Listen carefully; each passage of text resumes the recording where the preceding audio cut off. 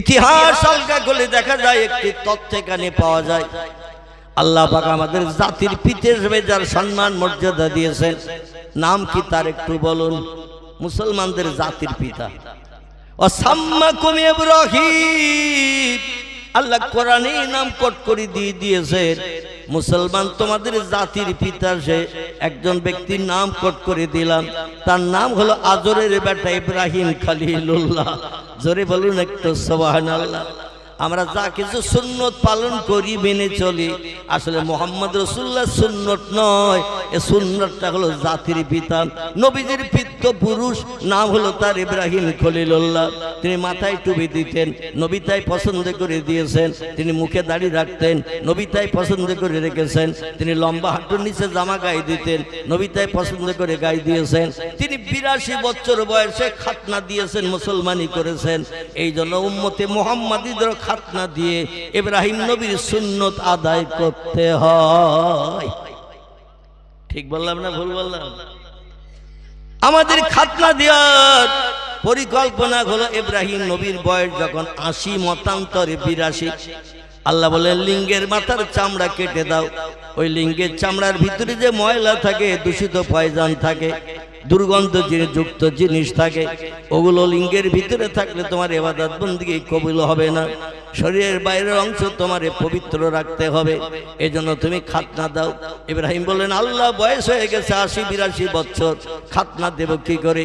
আল্লাহ বলেন লোকালয় থেকে বাইরে চলে যাও, বুঝতে পারছি গুপ্তাঙ্গ কাউকে দেখাতে পারবে না, বয়স হয়ে গেছে, মান সম্মান ইজ্জতের ব্যাপার দাঁড়িয়ে গেছে। জঙ্গলের দিকে চলে যাও, যেখানে লোকজন থাকে না, সেখানে যে খাতনা দাও। পয়গম্বর বলেন কিভাবে দেব? আল্লাহ পাক একটু বেরেন মগজে যুক্তি দিয়ে দিলেন। ফাখাজাল ফাসা ফি উনুকিহি, উনি ওনার কাঁধে একটা কুড়ুল নিয়েছিলেন। কুড়ুল কাটছালা করে কি দিয়ে? একটু জোরে বলে আল্লাহু আকবার। আপনাদের দেখছি আস্তে আস্তে শীত চেপে আসতেছে। বক্তা বক্তৃতা করলে গা গরম হয়, আর শ্রোতারা বসে বসে শুনলে তো হিমালয় পাহাড় হয়ে যাবে ভাই। এই জন্য বক্তার সঙ্গে একটু কথা বলতে হবে, তাহলে শ্রোতারাও গরম হয়ে যাবে, শীত দূর হয়ে যাবে, মজলিসের জজবা তৈরি হবে। আর পয়গম্বর বলছেন বক্তা শ্রোতার কথার বিনিময়ে যে কোরআন হাদিসের মজলিসে জজবা তৈরি হয়, আল্লাহ খুশিতে বাগবাগ হয়ে যায়, ওই মজলিস আসমানি রহমতের দরজা সব খুলিয়ে দেয়। আমরা আল্লাহর রহমত চাই না, চাই না? আল্লাহর রহমত যখন চাই, একটু কথা বলবেন, নবীর সুন্নত আদায় করবেন, দেখবেন এই মজলিসে জজবা তৈরি হবে। আর আমরা দেখবেন আনন্দের সঙ্গে কথাগুলো খেতে পারবো, আনন্দের সঙ্গে কথাগুলো গিলতে পারবো, ব্রেন মগজে জুটিয়ে নিতে পারবো, ভবিষ্যতে লাভবান হতে পারবো। জোরে বলুন একটু আমিন। পয়গম্বর জঙ্গলের ভিতরে চলে যায়, লিঙ্গটা আলগা করে এক পাথরের উপরে রেখে দিলেন, আর কুড়ালটা হাতে নিয়ে ওই চামড়ার গোড়া থেকে, মানে লিঙ্গের মাংসের বাইরের থেকে, চামড়ার গোড়া থেকে কুড়ুল দিয়ে পাথরের উপরে কোপ দিয়ে দিয়ে উনি খাতনা করেছিলেন। আমাদের এখন 5-7 বছর বয়সে খাতনা দেয়া হয়, মানে মান সম্মান ইজ্জত সম্মান যত সময় না আসে ওরই ভিতরে খাতনা দেয়া হয়। কারণ একটু বয়স বেশি হলে 12-14 বছর বয়স হয়ে গেলে কারো পায়জামা খুলতে দেবে, প্যান্ট খুলতে দেবে, ও লাথি মেরে কোন দিকে খাতনা করা সাত বিটিয়ে দেবে তার ঠিক নাই। এই জন্য বাচ্চা বেলায় যখন মান সম্মান ইজ্জত খুব বেশি যখন হয় না, তখন এই বাচ্চা বেলায় তারে খাতনা দেয়া হয়। এটা হলো ইব্রাহিম নবীর সুন্নত। আমাদের পয়গম্বর এই জন্য উম্মতি মুহাম্মাদীদের জন্য ইব্রাহিম নবীর সুন্নত আদায় করার নির্দেশ দিয়েছেন। জোরে বলুন একটু সুবহানাল্লাহ। ইব্রাহিম নবীর বেটা ছিল 2টি। বক্তৃতা একটু লম্বা হয়ে আসছে, আমি খুব শর্ট করে নিয়ে আসি কোরআনের আয়াতের দিকে। পয়গম্বরের জবানে একটি হাদিস আপনাদের কাছে পরিবেশন করেছি, সেদিকে নিয়ে যাব। তো একটু নবীজির শানে মোহাব্বতে দরুদ শরীফ পড়তে আপত্তি আছে কারো? তাহলে একটু জজবা তৈরি করে নবীজির শানে একটু দরুদ শরীফ আমরা পড়ে নেই। আল্লাহুম্মা সাল্লি আলা মাওলানা মুহাম্মদ ওয়া আলা আলি সাইয়্যিদিনা মাওলানা।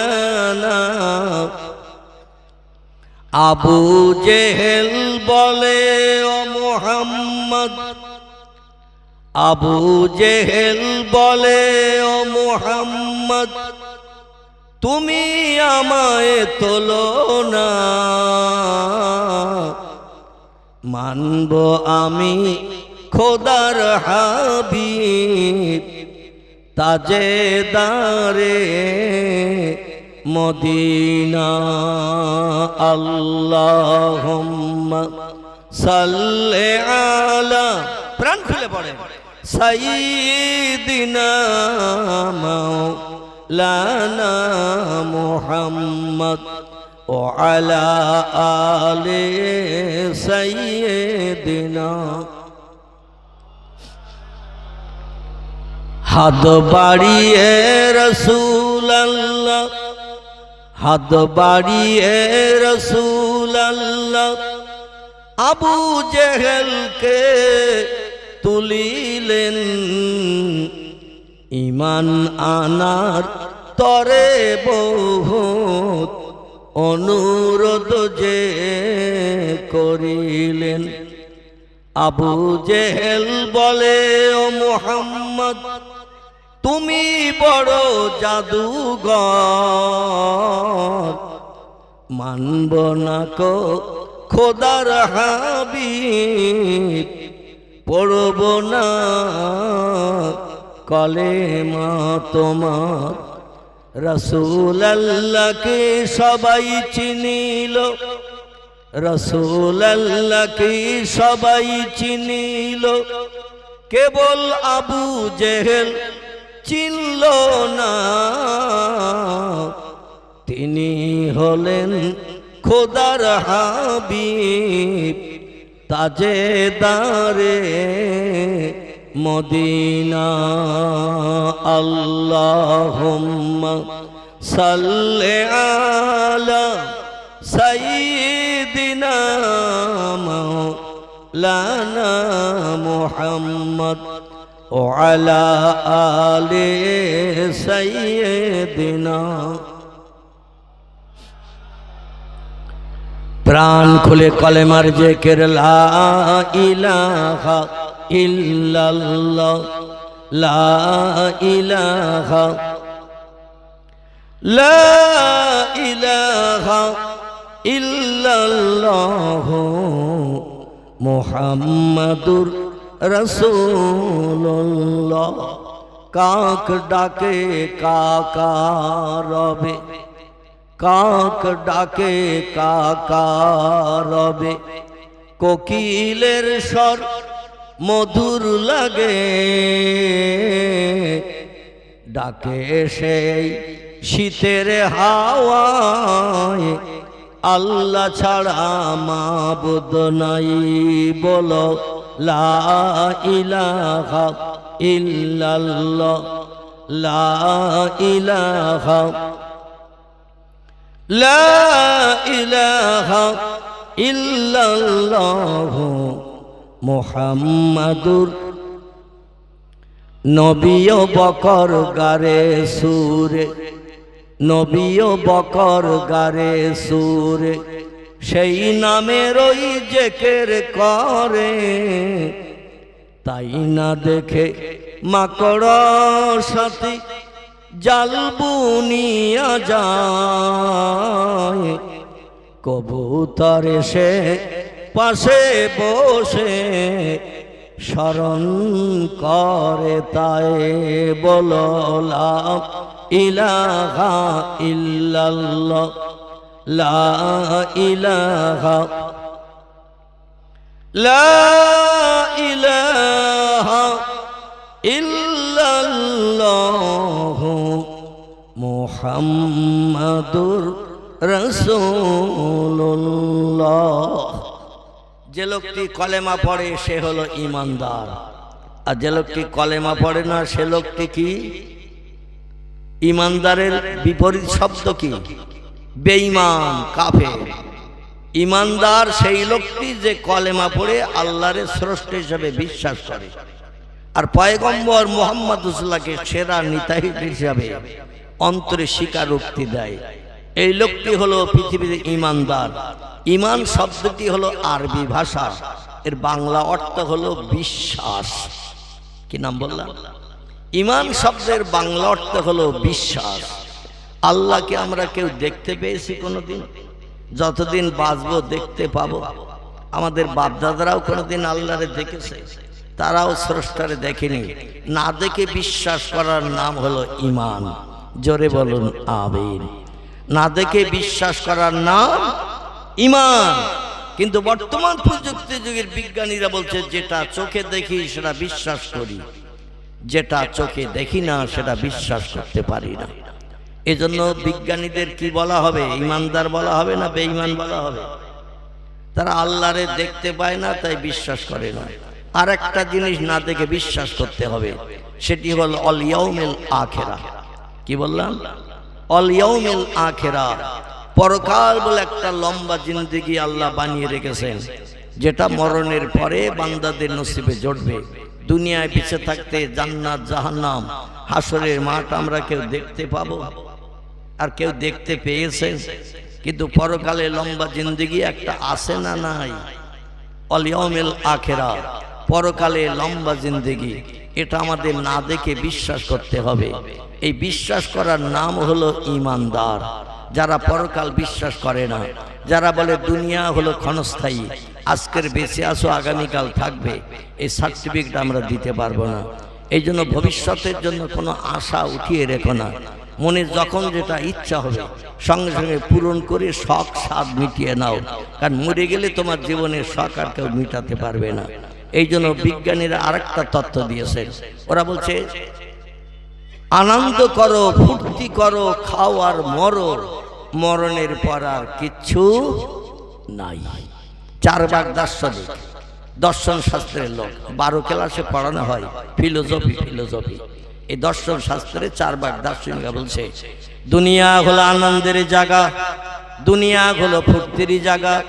যতদিন বেঁচে আছো আনন্দ করো, ফুর্তি করো, খাও আর মরো, মরণের পর আর কিছু নাই। আচ্ছা, ওরা ওটা বিশ্বাস করে মরণের পরে কিছু নাই, আমরা বিশ্বাস করি? আমরা কোরআন পাকের সূরা বাকারার আয়াতটাকে বিশ্বাস করি। বিসমিল্লাহির রহমানির রহিম। কাইফা তাকফুরুনা বিল্লাহি ওয়া কুনতুম আমওয়াতা ফাহইয়াকুম সুম্মা ইউমিতুকুম সুম্মা ইহয়িকুম সুম্মা ইলাইহি তুরজাউন। জোরে বলুন আল্লাহু আকবার। আল্লাহ বলছেন বান্দা বান্দিরা, তোমার মায়ের সঙ্গে যখন তোমার পিতার বিয়ে হয় নাই, কোথায় ছিলে তুমি? তখন বিজ্ঞান ডাকো, দর্শন ডাকো, ইঞ্জিনিয়ার ডাকো, সাহিত্যিক ডাকো, ঐতিহাসিক ডাকো, ভৌগোলিক ডাকো, এমন যত নামি দামি জ্ঞানী ব্যক্তিত্ব আছে তাদের ডেকে জিজ্ঞাসা করো এই ছেলেটার সঙ্গে মেয়েটার বিয়ে দেওয়া হবে, বিয়ের পরে সংসার জীবনে সুখ ভোগ করবে, স্বামী স্ত্রীর মিলনের মাধ্যম দিয়ে সন্তান হবে, এদের বিয়ের পরে কটা ছেলে আর কটা মেয়ে জন্ম নেবে। ও বিজ্ঞান, দর্শন, ইঞ্জিনিয়ার, ডাক্তার, মাস্টার, সাহিত্যিক, একটু তথ্য দিয়ে যাও, শুনে অ্যাডভান্স খুশি হই। বিজ্ঞানীরা দাঁড়িয়ে থাকবে না, শ্বশুর বাড়ি যাওয়ার নাম করবে। ও বলবে ব্যস্ত আছি চাচা, একটু শ্বশুর বাড়ি যাবো বলে বেরিয়েছি, সামনের বুধবারের দিন বাড়ি আসবো, তারপরে শুনে। এই ছেলে মেয়ের আজকের বিয়ে হচ্ছে, হোক, এরা সংসার যাপন করবে, স্বামী স্ত্রীর জীবন যৌবনের ক্ষুধা একে অপরে নিবারণ করবে, তারই মাধ্যম দিয়ে আল্লাহ সন্তান দান করবে। কটা ছেলে কটা মেয়ে হবে বুধবারের দিন বাড়ি এসে বলবো। আচ্ছা, এই কথা বলে চাচারে আশ্বস্ত করে যদি বিজ্ঞান, দর্শন, ইঞ্জিনিয়ার শ্বশুর বাড়ি যায়, ও আর বাড়ি ফেরবে? চাচার ভয়ে ফেরবে? ও শ্বশুর বাড়ি অটোমেটিক ঘর জামাই রয়ে যাবে। কি জামাই? ঘর জামাই রয়ে যাবে। এখান বাড়ি গেলেই তো চাচা ধরবে। এবার বলো কটা ছেলে কটা মেয়ে হবে? আমরা যেটা দেখতে পাই না সেটা দেখতে পাই কে? একটু জোরে বলেন। আমরা যেটা দেখতে পাই না সেটা দেখতে পাই কে? আমরা যে কথা শুনতে পাই না সবার আগে শুনতে পাই কে? আমরা যে কাজটা তাড়াতাড়ি করতে পারি না সে কাজটা সবার আগে করতে পারেন কে? তিনি হলেন আল্লাহ সুবহানাহু ওয়া তাআলা। তিনি বলছেন অমা উতিতুম মিনাল ইলমি ইল্লা কালিলা। চিল্লাই বলুন আল্লাহু আকবার। আল্লাহ বলছেন মানুষ তোমাদের ব্রেন মগজে যে জ্ঞান অর্জন করেছো, জনগণে বাস্তবে পৃথিবীর মানুষকে জ্ঞানের প্রতিফলন দেখিয়ে দিয়েছো। ক্যালকুলেটর মেশিন বানিয়েছো, কম্পিউটার মেশিন বানিয়েছো, রিমোট কন্ট্রোল বানিয়েছো, স্যাটেলাইট বানিয়েছো, ইন্টারনেট বানিয়েছো, উপগ্রহ বানিয়েছো, চন্দ্রযান বানিয়েছো, পাতাল রেল বানিয়েছো, রেডিও বানিয়েছো, ভিডিও বানিয়েছো, ভিসিআর বানিয়েছো, কোল্ড স্টোর হিমঘর বানিয়েছো, ফ্রিজ বানিয়েছো। এক ছোট্ট মেশিন পকেটে ভরে দিয়ে সিনেমা হলগুলো ভাঙার লাইন করে দিয়েছো। ঠিক বললাম না ভুল বললাম? ছোট মেশিন একটা পকেটে ভরে দেওয়ার কারণে অধিকাংশ জায়গায় বড় বড় নামি দামি সিনেমা হলগুলো মালিক পাগল হয়ে জম ধরে হাতুড়ি মেরে ভেঙে কমপ্লিট করে ফেলছে। যদি বলেন হোয়াট ইজ দ্য ডকুমেন্ট, খুব বেশি দূর যেতে বলবো না, আমাদের বসিরহাট হাসনাবাদ রুটে ময়লা খোলার পাশে একটা সিনেমা হল আগে ছিল না? ছিল না? নাম কি বলেন তো? কি আমি দেখেছেন এই বলবো তাই আপনারা ভয় পাচ্ছেন? নাম তো কানেও শুনতে পারেন। নাম কি ছিল? দেব জানে। বসিরহাট থেকে বারাসাত রোড, মেন রোড, এই রোডে বসিরহাট তিরিমুনি পার হয়ে যায় ডান হাতে একটা সিনেমা হল ছিল না? ছিল না? নাম ছিল তার কি? ফাল্গুনি। খোলাপোতা থেকে বাদুড়িয়ার দিকে যেতে বান্ধার একটা সিনেমা হল ছিল, নাম ছিল তার কি? বাবা, এইরকম উত্তর পেলে তো আমি খুব খুশি। আল্লাহু আকবার। আমি বলছি না আপনারা সিনেমা দেখতে গেছেন তাই নাম জানেন, ওই এমনি এমনি রাস্তা দিয়ে গেল সাইনবোর্ড দেখলে নাম মুখস্থ হয়ে যায়, ঠিক কি না? ভেতরে ঢোকার দরকার নেই। বসিরহাট থেকে বারাসাতের দিকে যেতে বেড়াচাপা পেরিয়ে যে দেগঙ্গা বাজার আছে না নাই? দেগঙ্গা বাজারে ঢোকার আগে ব্যাকের পাশে ডান ধারে একটা সিনেমা হল ছিল। এর নামটা বলতে পারবেন? একটু দূরের হল না, রূপশ্রী না, এর নাম ছিল তারা। কি নাম বললাম? তারা। তারা তারা বর্তমানে দেখতে গেলে একটা হল আর দেখতে পাবেন না। আমাদের মালঞ্চ নদী পার হয়ে যে ঘটক পুকুরের দিকে যাবে, ঘটক পুকুর থেকে ভাঙড়ের দিকে দেখতে পশাখাল পেরিয়ে দুটি সিনেমা হল ছিল। মুসলমানেরা বানিয়েছিল ব্যবসা করার জন্য। এই সিনেমার ব্যবসা করা যাবে নাকি? অবৈধ নারী পুরুষের চেহারা দেখিয়ে যুবক যুবতী আকৃষ্ট করিয়ে তাদের চরিত্র নষ্টের মূল কারখানা তৈরি হয় সিনেমা হলে। ঠিক বললাম না ভুল বললাম? ভুল বললে ধরে দেবেন। প্রত্যেকটি মানুষের ব্রেন মগজে সব কথা সত্য হয় না, তত্ত্ব ঠিক হয় না। নবী বলছেন কুল্লু বনি আদামা খাত্তাউন, প্রত্যেকটা আদম বংশধর ভুলে ভরা গুনাহগার। গোনা নাই এমন মানুষ পৃথিবীতে কেউ নাই, তবে কম বেশি আছে। কথা বললে ভুল হয়, কাজ করলে ভুল হয়, ঠিক না ভুল? একটা অচল মানুষ, প্যারালাইজড মার্কা লোক, সারা জীবন যদি বসে থাকে সেখানে পেশাব পায়খানা করে, এর কোনো কাজের ভুল আপনি খুঁজে পাবেন? মানে কাজই মোটে করে না, তাহলে কাজের ভুল পাবে না। যে লোকটি বোবা, কথাই বলতে পারে না জন্মের পর থেকে, এর কথার কোনো ভুল খুঁজে পাওয়া যাবে? কিন্তু যারা কথা বলে তাদের কথার ভুল মিস্টেক হয়। এই জন্য আমার বক্তৃতায় যদি মিস্টেক হয় ধরে দেবেন, আমি অধম সংশোধন করে নেব। একজন ব্যক্তি ভুল করে সংশোধন করেনি, আল্লাহ নালাতের জিঞ্জিরি তার গলায় পরিধান হয়েছে। লোকটা কে বলেন তো একটু? এ লোকটার নাম কি? না, আল্লাহর একটা হুকুমের খেলাফ করার কারণে আলহামদুলিল্লাহ, আলহামদুলিল্লাহ। তাহলে রাঘবপুরের মানুষের মাথায় মাল আছে, মোটামুটি মাল আছে। কিছু তথ্য দিতে সুবিধা পাবো আমি। একেবারে চুপ করে বসে থাকলে বক্তৃতার অ্যামেজ হয় না। যাই হোক, ওই ঘটক পুকুর থেকে পচাকাল পেরিয়ে ভাঙড়ের দিকে যেতে দুটি সিনেমা হল ছিল। একটি নাম মুসলমানরা দিয়েছিল নূর মহল। কি নাম?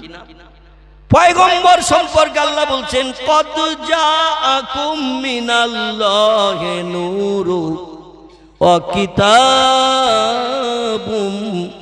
মুবিন। জোরে বলুন একটু আল্লাহু আকবার।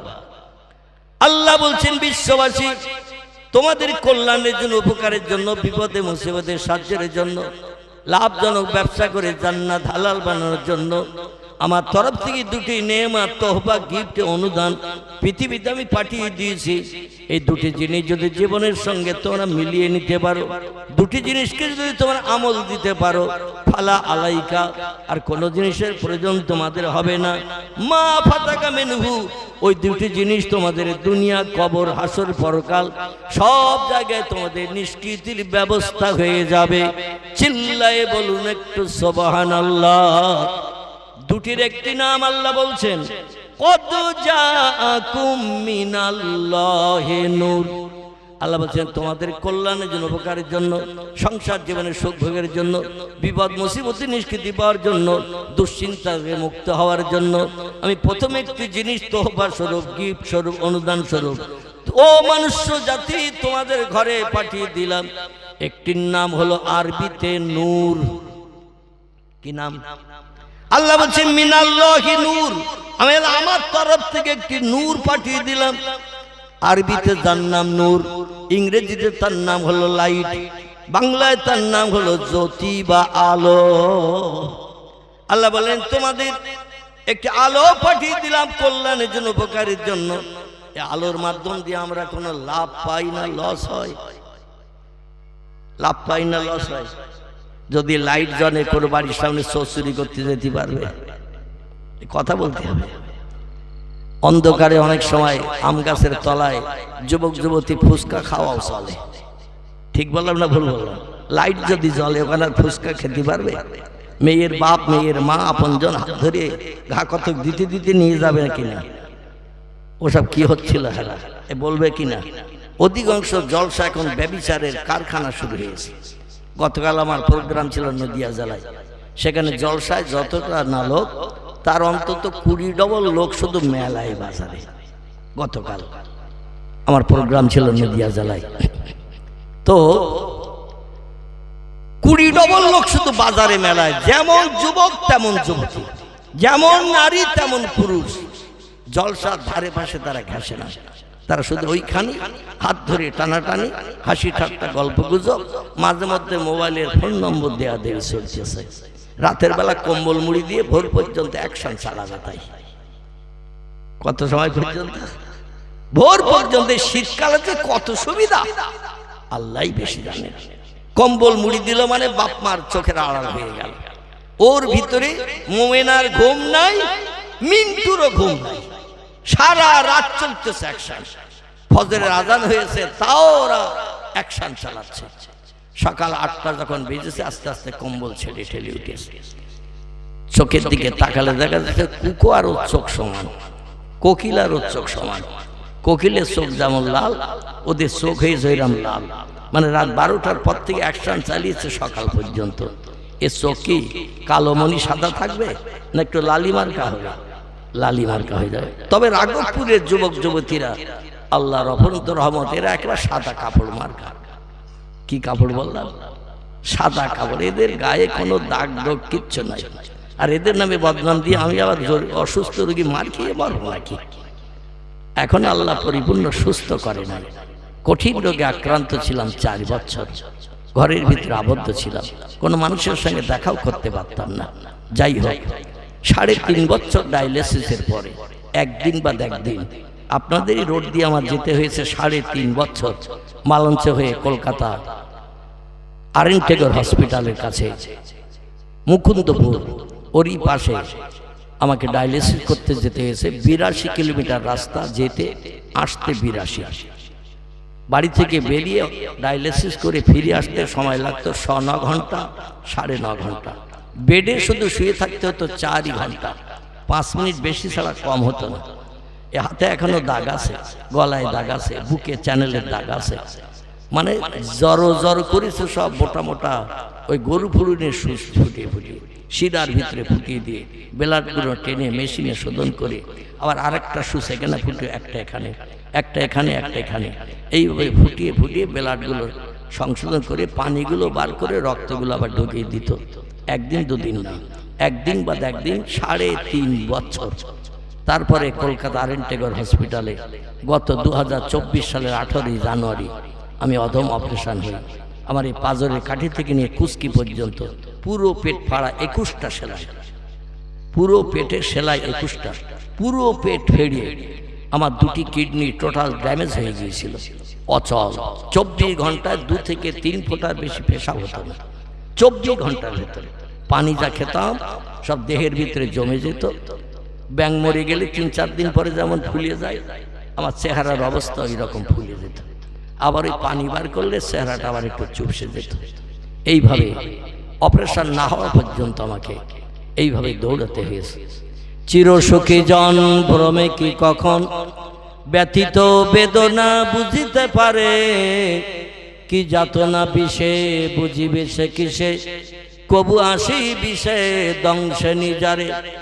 সাপে যার কেটেছে সেই জানে বিষের জ্বালা যন্ত্রণা কি, সাপ যার সবল দেয়নি, বিষক্রিয়া রক্তের ব্লাডের সঙ্গে কানেকশন করেনি, সে সাপের বিষের জ্বালা যন্ত্রণা কি বুঝতে পারবে?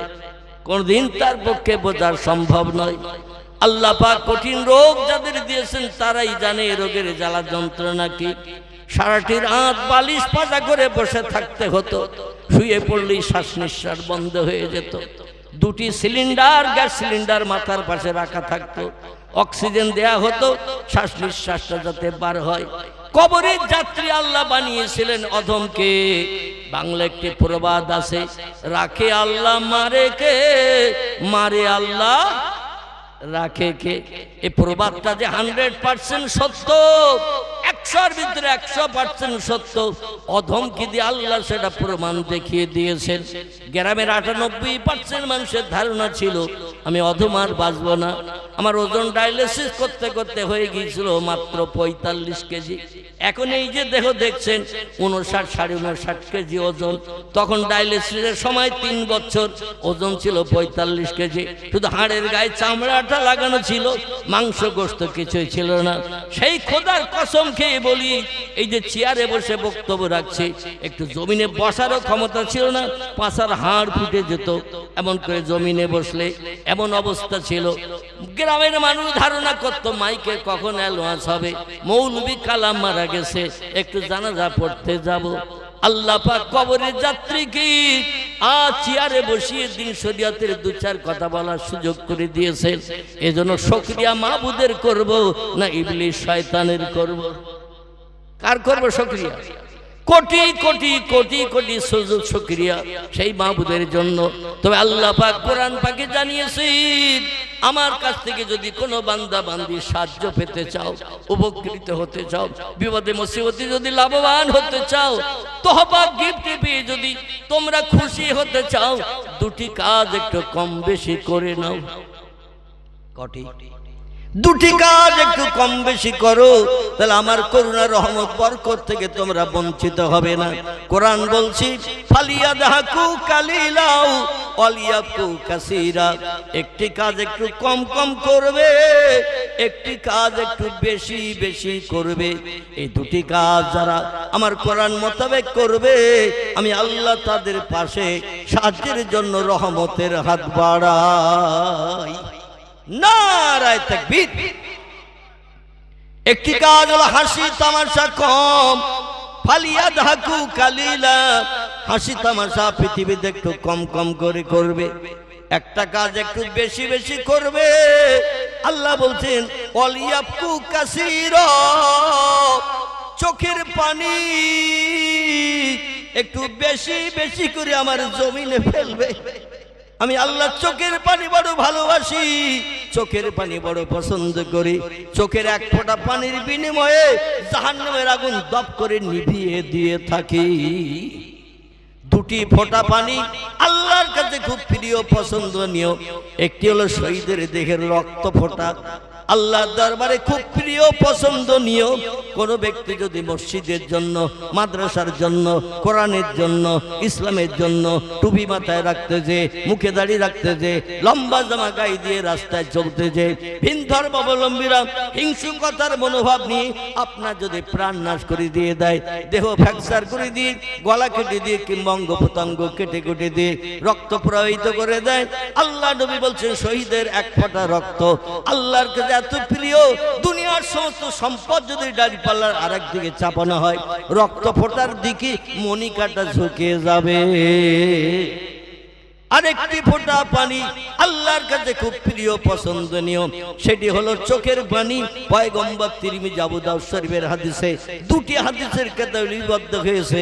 ইমাম আবু ঈসা তিরমিজি রাহমাতুল্লাহ আলাইহি, ইমাম আবু দাউদ রাহমাতুল্লাহ আলাইহি লিপিবদ্ধ করেছেন, চোখের কোনা দিয়ে আল্লাহর জাহান্নামের ভয় ভীত হয়ে, আল্লাহর আযাবের ভয় ভীত সন্ত্রস্ত হয়ে কোন বান্দা যদি চোখের কোনা দিয়ে মাছির মাথার ন্যায়, হাদিস শরীফে মাছির কথা উল্লেখ করা হয়েছে, মাছির মাথা মোটা না বডি মোটা?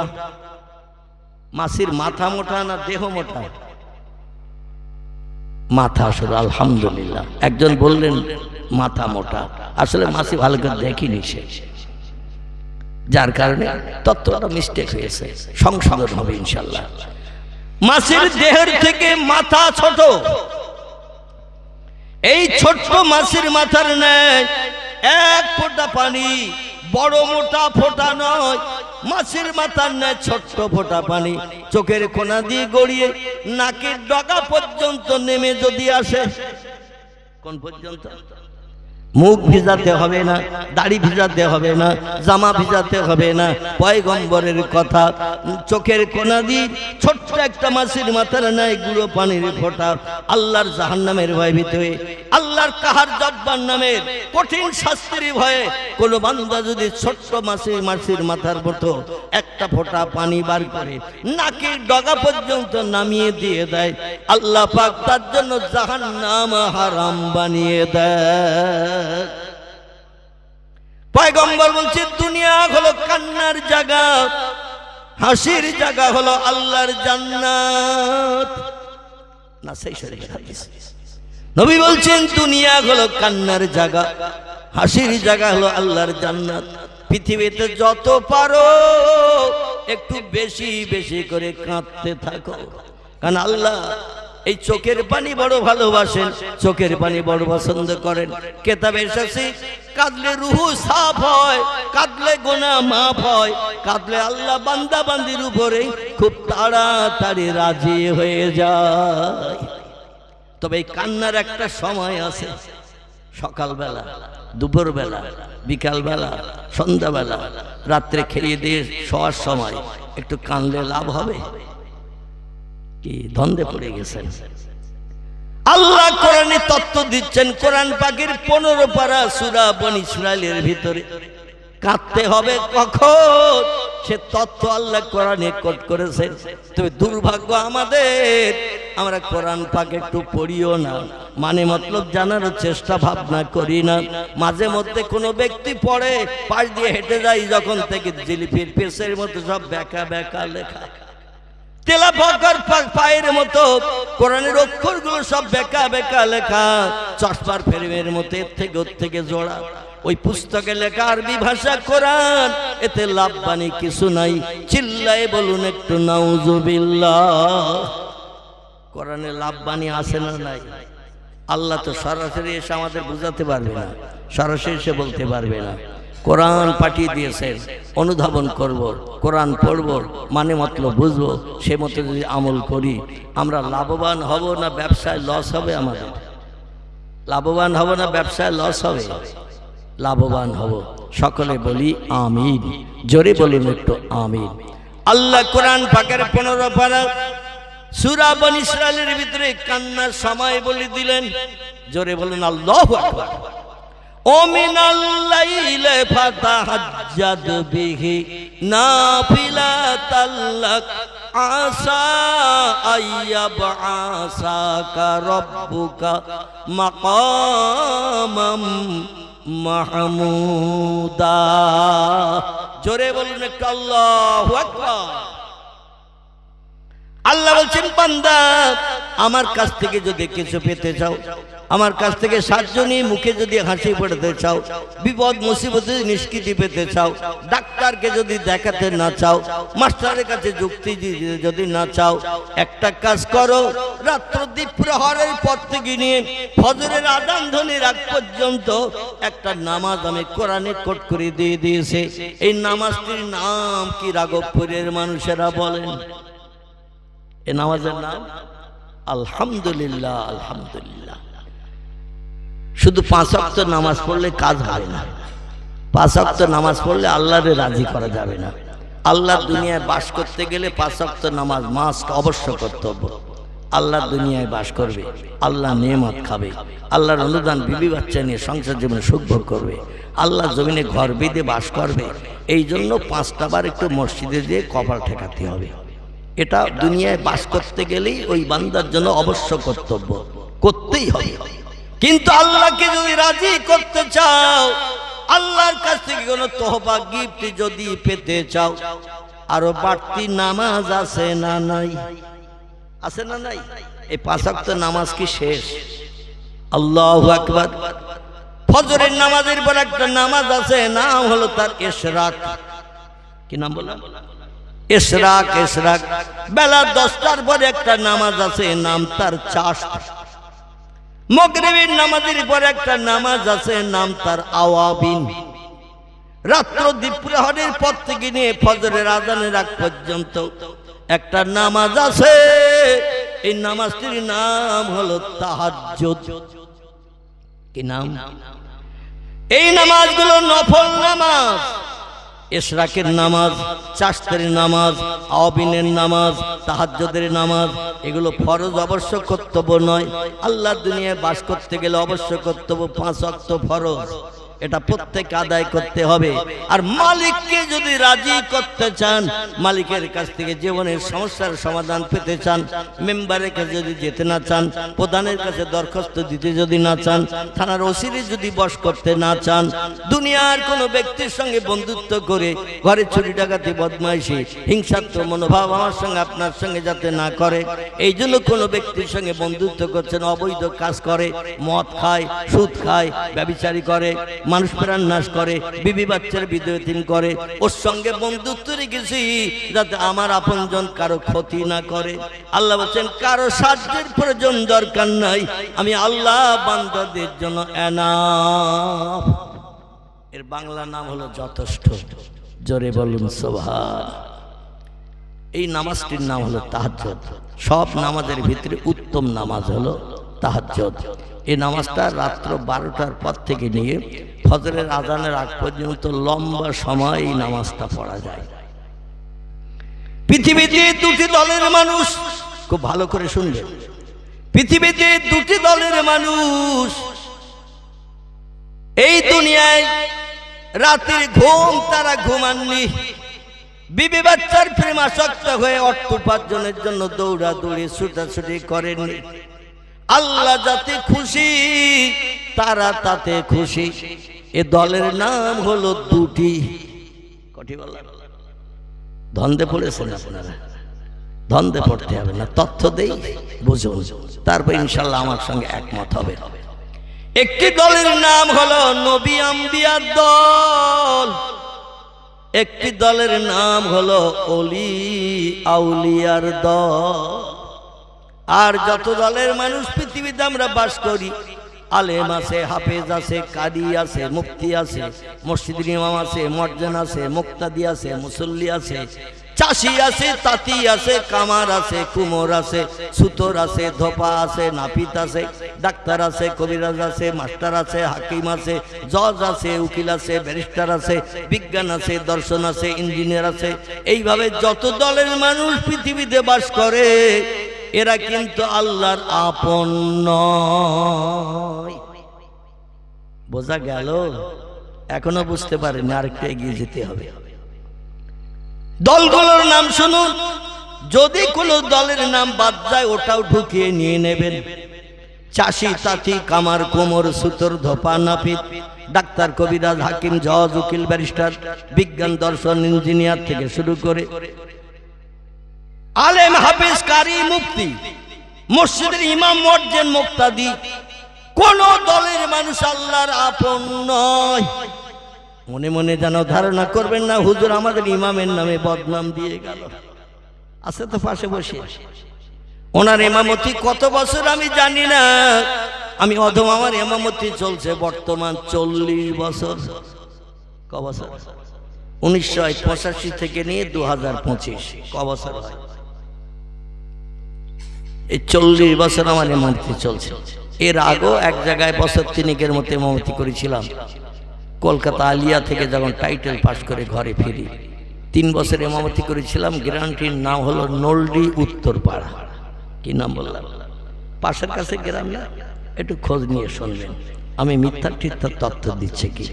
বছর 3 ওখানে প্রথম পড়াশোনার জীবনে ইমামতি করেছিলাম। তারপরে একটানা ইমামতি চলছে ওই তালপুকুর বাজার থেকে একটু ভিতরে খিদিরপুর গ্রাম। কে বললো তথ্যটা? একজন বলে দিয়েছে। যাই হোক, আমি সেখানে ইমামতি করি। তাহলে আমি আমার নামেও বদনাম দিচ্ছি, কিন্তু মানে আমিও ইমাম, আমি আল্লাহর আপন নই। তাহলে আপনাদের ইমাম সাহেবের বাদ দিয়ে দিলাম। ইমাম, মুয়াজ্জিন, মুক্তাদি কেউ আল্লাহর আপন নয়। এবার আলেম বলি, হাফেজ বলি, কারি বলি, মুফতি বলি, যত দলের মানুষ আছে এরাও কিন্তু আল্লাহর আপন নয়। আমিও কম বেশি তাদের দলে একটু পড়বো না। আমার নিজের বাদ দিয়ে কিন্তু বলছি না, আমিও মৌলবী, কোরআন হাদিসের জ্ঞান কম বেশি আল্লাহ মগজে দিয়েছেন। বসিরহাট আমিনিয়া মাদ্রাসায় রোল নম্বর 1 ছিল। কলকাতা আলিয়াতেও পর্যন্ত আল্লাহ অধমকে রোল নম্বর 1 করেছিলেন। 1983-84 সালের ক্যান্ডিডেট। এখনো যে খাতা আলগা করলে দেখতে পাবেন। আমার সহসঙ্গী যারা ছিল তাদেরও জিজ্ঞাসা করবেন, সেখানেও আমার রোল নম্বর 1 ছিল।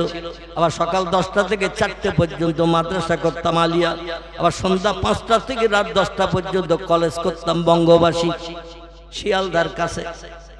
এইভাবে রাত জেগে জেগে দিনের বেলা পরিশ্রম করে করে পড়াশোনা শেষ করে এসেছি। একেবারে অজ্ঞ মূর্খ যেন ধারণা করবেন না।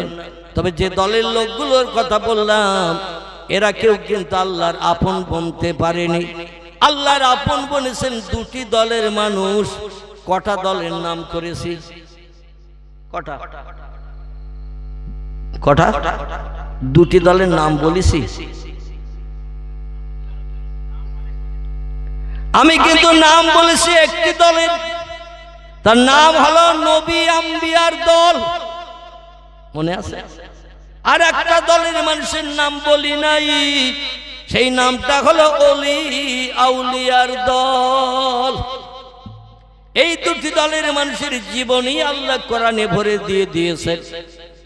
আলেম, হাফেজ, মুফতি, কারীর জীবনী আল্লাহ কোরআনে ভরেননি। মুসলিম ইমামের জীবনী আল্লাহ কোরআনে ভরেননি। মুয়াজ্জিন আযান দেবে হাসরের মাঠে, গলা সব থেকে লম্বা হবে, মুয়াজ্জিনের কপালে নূরের চমক জ্বলবে। আল্লাহর ফেরেশতারা চিহ্নিত করবে, নূরের চমক দেখে কপালে লাইট জ্বলে জ্বলে উঠবে। ইনি হলেন মুয়াজ্জিন, মানুষকে আহ্বান করেছে নামাজের জন্য। এনার চেহারাটা লম্বা হবে হাসরের মাঠে, আর কপালে নূরের চমক জ্বলবে। এও কিন্তু আল্লাহর আপন বনতে পারেনি। আপন বনেছে নবী আম্বিয়ার দল, আপন বনেছে ওলি আউলিয়ার দল। টোটাল আল্লাহর সত্য কোরআন আলগা করে একটু তথ্য নিয়ে নেন, দেখবেন এই 2টি দলের মানুষের জীবনী আল্লাহ পছন্দ করে কোরআনে ভরে দিয়েছে। নারায়ে তাকবীর। নবীদের ভিতরে কিছু নবীর জীবনী আল্লাহ কোরআনে কোট করেছেন। তাফসীরে মাফাতিহুল গায়ব, তাফসীরে মাজিদ, তাফসীরে রুহুল বায়ান, তাফসীরে ফিজালাল কোরআন। আল্লামা কুতুব রাহমাতুল্লাহ আলাইহি বিশ্ববিখ্যাত কোরআনের মুফাসসির তিনি তার কিতাবে লিখেছেন আল্লাহ পাক পৃথিবীতে অগণিত পয়গম্বর পাঠিয়েছিলেন মানুষকে হেদায়েত দিতে, সুপথ দেখাতে। ইহদিনাস সিরাতাল মুস্তাকিম, আল্লাহ আমাদের সোজা সরল পথ দেখাও। আল্লাহ বলেন ওয়ানাইবুদুনি হাযা সিরাতুম মুস্তাকিম। জোরে বলুন একটু আল্লাহু আকবার। ওয়ানাইবুদুনি হাযা সিরাতুম মুস্তাকিম, আমার ইবাদত উপাসনা করো, এটাই হলো সোজা রাস্তা। আমরা কোরআনের সূরা ফাতিহা পড়ি না? ইহদিনাস সিরাতাল মুস্তাকিম। আল্লাহকে নামাজের তাকবীর তাহরিমা বেঁধে জবানে পড়ি, আল্লাহ সোজা সরল পথ দেখাও, বেঁকা পথ দেখিও না। আল্লাহ খারাপ পথ দেখিও না, জাহান্নামের রাস্তা আমাদের দেখিও না। আল্লাহ বলছেন আনিবুদুনি হাযা সিরাতুম মুস্তাকিম। সোজা সরল পথ নাম হলো আমার ইবাদত বন্দেগী করার পথ। জোরে বলুন সুবহানাল্লাহ। এই পথের পথিক যদি বলতে পারো, কোনো ব্যক্তির কাছে হাত পাততে হবে না সাহায্যের জন্য। আমি তোমাদের জন্য এনাফ, যথেষ্ট। জোরে বলুন একটু সুবহানাল্লাহ। কোরআনের ভিতরে আল্লাহ পাক কোন বর্ণনাকারী তাফসীরের কিতাবে লিখেছেন, পৃথিবীতে আল্লাহ পয়গম্বর পাঠিয়েছিলেন মানুষকে সুপথ দেখানোর জন্য, ভালো কাজের দিশারি বানানোর জন্য, মারামারি অশান্তি কাটাকাটি দুনিয়া থেকে মুছে দেওয়ার জন্য। পয়গম্বর পাঠিয়েছিলেন 1,00,000 মোতাবেক 2,24,000-এর মতো। কতটা বললাম?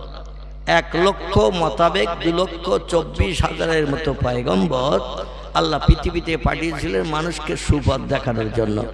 আবার তাফসীরে ফিজিলাল কোরআনে আল্লামা কুতুব রহমাতুল্লাহ লিখছেন, এই 1,24,000 মতান্তরে 2,24,000, এতটা ডিফারেন্স হতে পারে না। বরং অগণিত পয়গম্বর বললে কোনো ভুল তথ্য প্রকাশ হবে না, অগণিত। এই জন্য তিনি বলছেন 1,00,000 মোতাবেক 2,00,000 না বলে অগণিত পয়গম্বর বললে কথাটা শ্রুতি মধুর সুন্দর হয়। জোরে বলেন সুবহানাল্লাহ। সব পয়গম্বরদের জীবনী খুব ভালো করে শুনবেন। সব পয়গম্বরদের জীবনী আল্লাহ কোরআনে যদি কম বেশি করে ভরে দিতেন, কোরআন এখন এই রকম মোটা কিনা? একটু হ্যাঁ হু বলছেন না, ঘুমিয়ে পড়িয়েছেন বোধহয়। তাহলে কর্তৃপক্ষ চা দিতে বলবো যে চা খাওয়া, অন্তত ঘুমিয়ে রেস্টটা কাটিয়ে দিক। কোরআন বর্তমানে ঠিক এতটা মোটা, এতটা লম্বা, আবার ছোট আছে, আবার একটু বড় বড় অক্ষর, এতটা লম্বা আছে। এই কোরআনে পয়গম্বরদের জীবনী আল্লাহ কোট করেছেন ভালো মানুষ হিসাবে টোটাল 25 জনের। কজন বললাম? 25 জন পয়গম্বরের জীবনী আল্লাহ পছন্দ করে ভালোবেসে তাদের জীবন আদর্শ আল্লাহর কাছে প্রিয় হিসাবে পছন্দ করে কোরআনে তাদের জীবনী ঢুকিয়ে দিয়েছেন। কিন্তু এই 25 জন পয়গম্বর ছাড়া পৃথিবীতে আর পয়গম্বর ছিল না।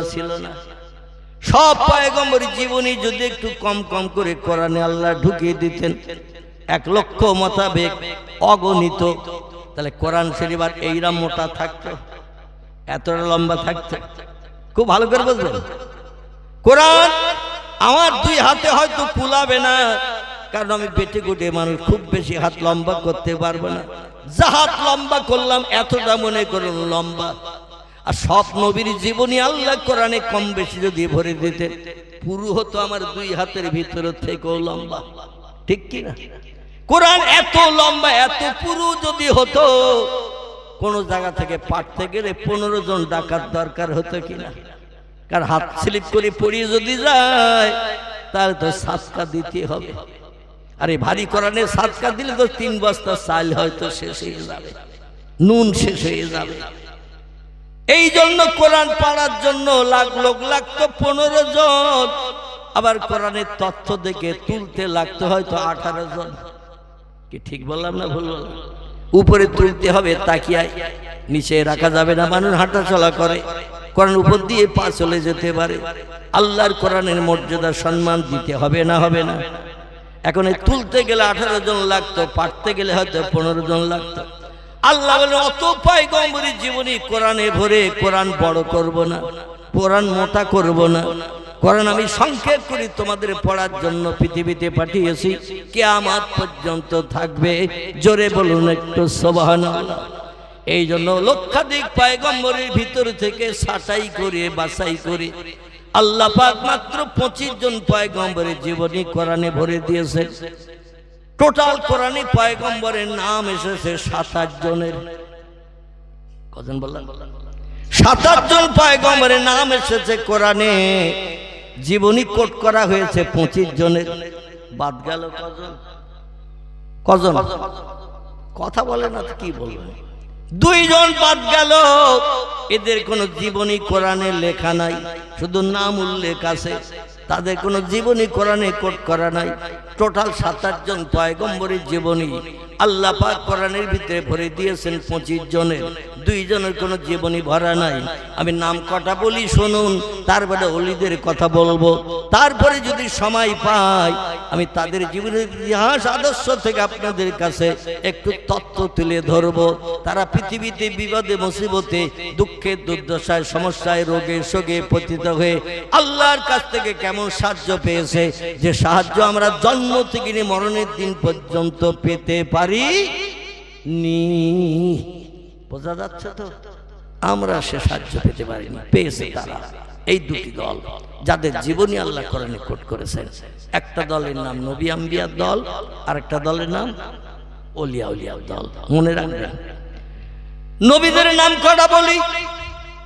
কারবা নাম আদম, কারবা নাম শীষ, কারবা নাম ইদ্রিস, কারবা নাম নূহ, কারবা নাম ইব্রাহিম, কারবা নাম ইসমাইল, কারবা নাম ইসহাক, কারবা নাম ইয়াকুব, কারবা নাম ইউসুফ, কারবা নাম দাউদ, কারবা নাম সুলাইমান, কারবা নাম মুসা, কারবা নাম হারুন, কারবা নাম হুদ, কারবা নাম লুত, কারবা নাম সালেহ, কারবা নাম জাকারিয়া, কারবা নাম এহিয়া, কারবা নাম আইয়ুব, কারবা নাম ইউনুস, কারবা নাম শোয়েব, কারবা নাম ইলিয়াস, কারবা নাম ওজায়ের, কারবা নাম ঈসা, কারবা নাম মুহাম্মাদুর রাসূলুল্লাহ। একটু চিল্লায় বলুন সুবহানাল্লাহ, নারায়ে তাকবীর। কজন হলো নাম গুনেছেন তো? তাহলে তাবারু হাত ছাড়া হবে না। যারা গুনিনি শুধু শুনিয়েছে, হরেনের মাধ্যম দিয়ে আওয়াজ মাঠ ভেঙে পালিয়ে চলে গেছে। হাজার চেষ্টা করলে আওয়াজ আর ফেরত আনা যাবে? যে আওয়াজ বেরিয়ে যাচ্ছে এ আর ফেরত আনা যাবে না। কিন্তু গুনলে মেমোরিতে অনেকদিন জমা থাকবে। এই কটা নবীর নাম বলা ভালো না খারাপ? নবীর নাম শোনা ভালো না খারাপ? তিরমিজি শরীফের হাদিস, পয়গম্বর বলছেন কোন পয়গম্বরের নাম যদি কেউ পড়ে, প্রতিটি নামের অক্ষরের বিনিময়ে 10টা করে সওয়াব তার নাম আমলে লিপিবদ্ধ হবে। আবার যে লোকটি পয়গম্বরের নাম পড়ার কারণে শুনলো, সেও প্রতি অক্ষরের বিনিময়ে তারও নাম আমলে থলিতে আল্লাহ 10টা করে সওয়াব লিপিবদ্ধ করে দেবেন। আর একটু জোরে হবে না? আচ্ছা, এখন আমাদের নাম যদি পড়ি সব কটা করে হবে? কটা? বর্তমান আমাদের নাম মিন্টু, পিন্টু, নন্টু, ঝন্টু, লালটু, বল্টু, বাপি, বাপ্পা, বাবলু, বাচ্চু, ডবলু, বুলু, আকাশ আছে না? আমি অপেক্ষা করছি কবে পাতাল নামটা রাখবে। আকাশ কোন দিকে? উপরে। এখন উপরে যখন আকাশ, তো নিচের নামটা তো রাখতে হবে পাতাল। অনেকের নাম আকাশ পাওয়া যায়, আমাদের ইন্ডিয়ায় খুব বেশি না পাওয়া গেল বাংলাদেশে অধিকাংশ ছেলের নাম আকাশ রেখে দিয়েছে। আকাশ। আহারে, আল্লাহ নবী বলছেন ইসমি আউলাদুকুম কাইসমিল আম্বিয়া। ও আমার উম্মত মণ্ডলীরা, তোমরা শোনো, আল্লাহ যদি তোমাদের কোনো পুত্র সন্তান দান করে, ছেলেদের নামগুলো একটু পয়গম্বরদের নামের সঙ্গে মিলিয়ে মিলিয়ে রাখবে। আল্লাহ যদি তোমাদের কোনো কন্যা সন্তান দান করে, মেয়েদের নামগুলো একটু পয়গম্বরের বিবিদের নামের সঙ্গে মিলিয়ে মিলিয়ে রাখবে। চিল্লাই বলুন একটু সুবহানাল্লাহ। এখান থেকে 1450 বছর আগে মসজিদে নববীর ভিতরে পয়গম্বরের সাহাবীরা প্রতিবাদ করলেন, ইয়া রাসূলুল্লাহ, পয়গম্বরেরা তো ওল্ড মডেলের যুগের লোক। 4000 বছর আগে, 5000 বছর আগে, 10,000 বছর আগে এই পৃথিবীতে তারা এসেছিল, চলে গেছে, তাদের নাম নিশানা নাই। তাদের নামের সঙ্গে এখন ছেলে মেয়েদের নাম রাখলে লাভ কি হবে? মানুষ লাভে লোহা বইতে চায়, বিনা লাভে তুলোর বস্তাও মানুষ মাথায় নিতে চায় না। ওল্ড মডেলের যুগের পয়গম্বরদের নামের সঙ্গে আমাদের ছেলেদের নাম রাখলে কি লাভ হবে? ওল্ড মডেলের পয়গম্বরদের বিবিদের নামের সঙ্গে আমাদের মেয়েদের নাম রাখলে লাভ কি পাওয়া যাবে? তথ্য দিন, মগজে যদি অ্যাডজাস্ট হয়, ভালো লাগে, তাহলে পয়গম্বরদের নামের সঙ্গে তাদের বিবিদের নামের সঙ্গে আমাদের মেয়েদের নাম রাখবো, ছেলেদের নাম পয়গম্বরদের নামের সঙ্গে রাখবো। আল্লাহ নবী বললেন, সাহাবীরা, আদম সফিউল্লাহ থেকে নিয়ে ঈসা রুহুল্লাহ পর্যন্ত যত পয়গম্বর পৃথিবীতে এসেছে, একটাও পয়গম্বর জাহান্নামী হবে না। একটু জোরে বলুন নারায়ে তাকবীর। একটাও পয়গম্বর জাহান্নামে যাবে না। আল্লাহ তাদের সকলের জন্য জান্নাত হালাল বানিয়ে দিয়েছে। কারণ আল্লাহর হুকুমকে তামিল করে জীবন যৌবন শেষ করে দিয়ে বিবি বাচ্চার মায়া ছেড়ে দিনের কাজ করতে যে মারধর খেয়েছে, অত্যাচার উৎপীড়ন নির্যাতন সহ্য করেছে। অনেক পয়গম্বরকে ইবলিসের দলবলেরা পৃথিবী থেকে শহীদ পর্যন্ত করে দিয়েছে। তো আল্লাহর কথা বলতে পয়গম্বরেরা ভোলেনি। জোরে বলুন একটু সুবহানাল্লাহ। পয়গম্বররা ঘর থেকে বেরিয়ে যেতেন সুস্থ মনোভাব নিয়ে, সুস্থ শরীরে, আর মানুষের কাছে কলেমার দাওয়াত দিতে যে কেউ বা পাথর মারত, কেউ বা কটু কথায় গালি দিত, কেউ বা চপাটাঘাত করত, কেউ বা পাগল বলে গলা ধাক্কান দিত। পয়গম্বরদের অত্যাচার নির্যাতনের পাহাড় চালাতো ইবলিস শয়তান অনুচরেরা। মারধর খেয়ে রক্ত পুলুত হয়ে ঘরে যখন ফিরে আসতো, তাদের বিবিরা দরজার গায়ে পিঠ লাগিয়ে বসে থাকতো। আমার স্বামী গেছে ভালো শরীর নিয়ে, কিন্তু কলেমার দাওয়াত দিয়ে তো ভালো শরীর নিয়ে ফিরবে না। দেশের মানুষ নীল চশমা চোখে দিয়েছে, ওরা ভালো জিনিস এখন পছন্দ করে না, খারাপটাই পছন্দ করে। কথাটা ঠিক না ভুল? পৃথিবীতে খতামাল্লাহু আলা কুলুবিহিম ওয়া আলা সামিহিম ওয়া আলা আবসারিহিম গিশাওয়াতু ওয়া লাহুম আযাবুন আযীম। জোরে বলুন আল্লাহু আকবার। আল্লাহ বলছেন আমার পয়গম্বরের দল, তোমাদের কাজ হলো দিনের দাওয়াত দেওয়া। দিনের দাওয়াতের কাজ তোমরা করো, কিন্তু কে কলেমা পড়বে, কে পড়বে না, কে ইসলামকে পছন্দ করবে, কে করবে না, ও দায়িত্ব হলো আমি আল্লাহ আমার। তোমাদের কাজ কলেমার কথা বলার, কে কলেমা মানবে, কে মানবে না, হেদায়েত কে প্রাপ্ত হবে, হেদায়েত কে পারবে না, ওটা আমি আল্লাহ আমার কুদরতি হাতে নিহিত। জোরে বলুন একটু সুবহানাল্লাহ। নবীর আপন চাচা নাম হলো তার আবু তালিব, নবীর আপন চাচা নাম হলো তার হযরতে আব্বাস রাদিয়াল্লাহু। এরা ইসলামের শুরুতে মক্কা নগরীতে নবীর সঙ্গে চরম দুশমনী করেছে। পাড়া প্রতিবাসী স্বাস্থ্য চাচা আবু জেহেল বিশ্ব নবীকে প্রতিদিন দুবার চারবার ঘর থেকে বেরিয়ে দেখতে পেত, কিন্তু এদের তকদির মন্দ। খতামাল্লাহু আলা কুলুবিহিম, আল্লাহ অন্তরে মোহর মেরে দিয়েছে।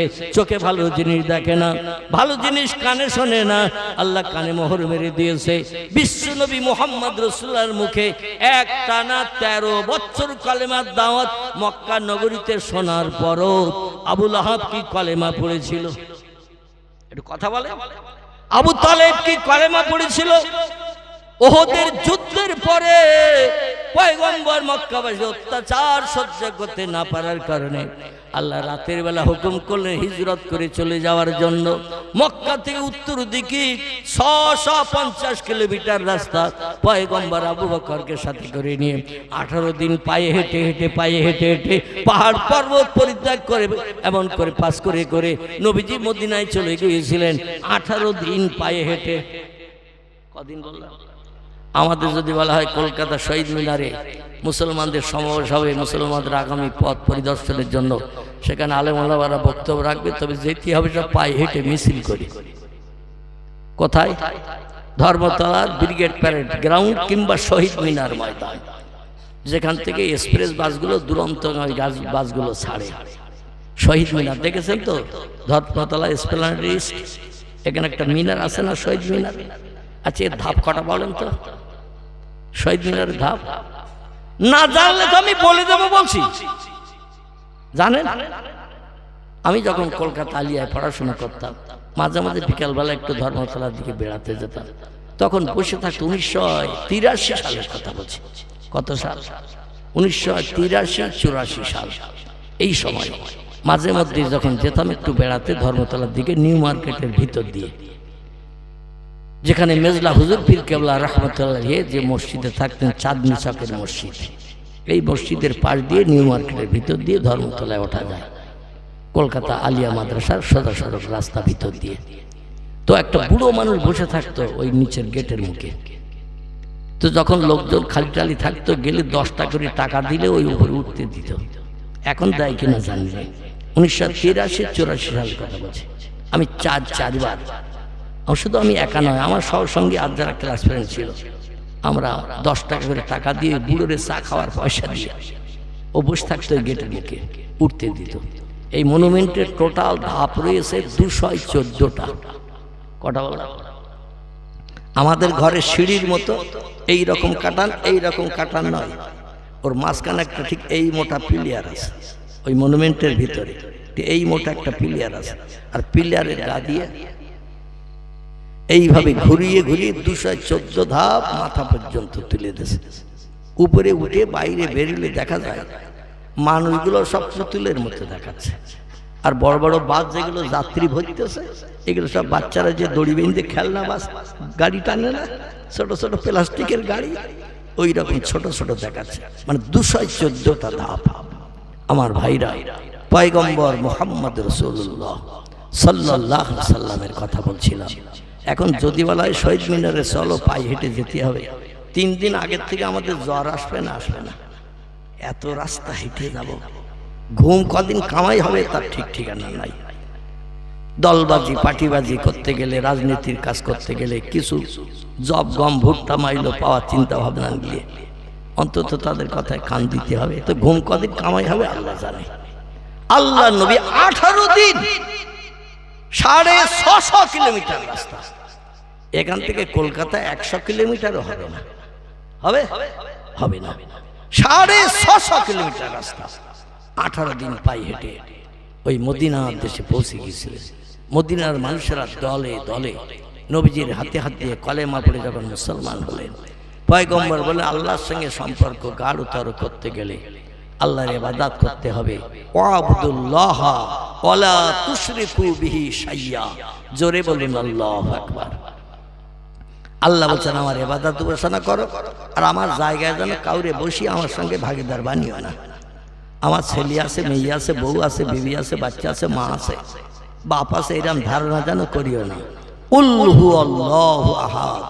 এ হাবিব আপনার উম্মতদের জানিয়ে দিন, বেঈমানদের জানিয়ে দিন, আমার আল্লাহ হলেন একক, আল্লাহুস সামাদ, তিনি মুখাপেক্ষীহীন, জীবনে কারো কাছে সাহায্যের জন্য হাত পাতেন না।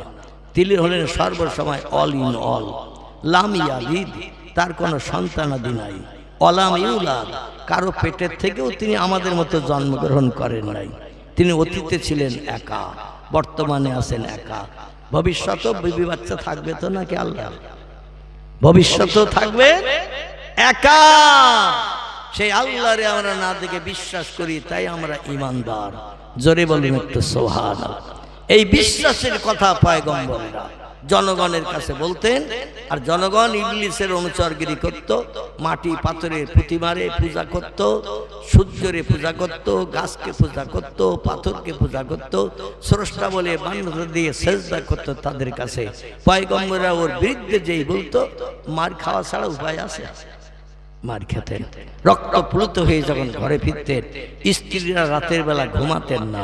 জোরে বলেন সুবহানাল্লাহ।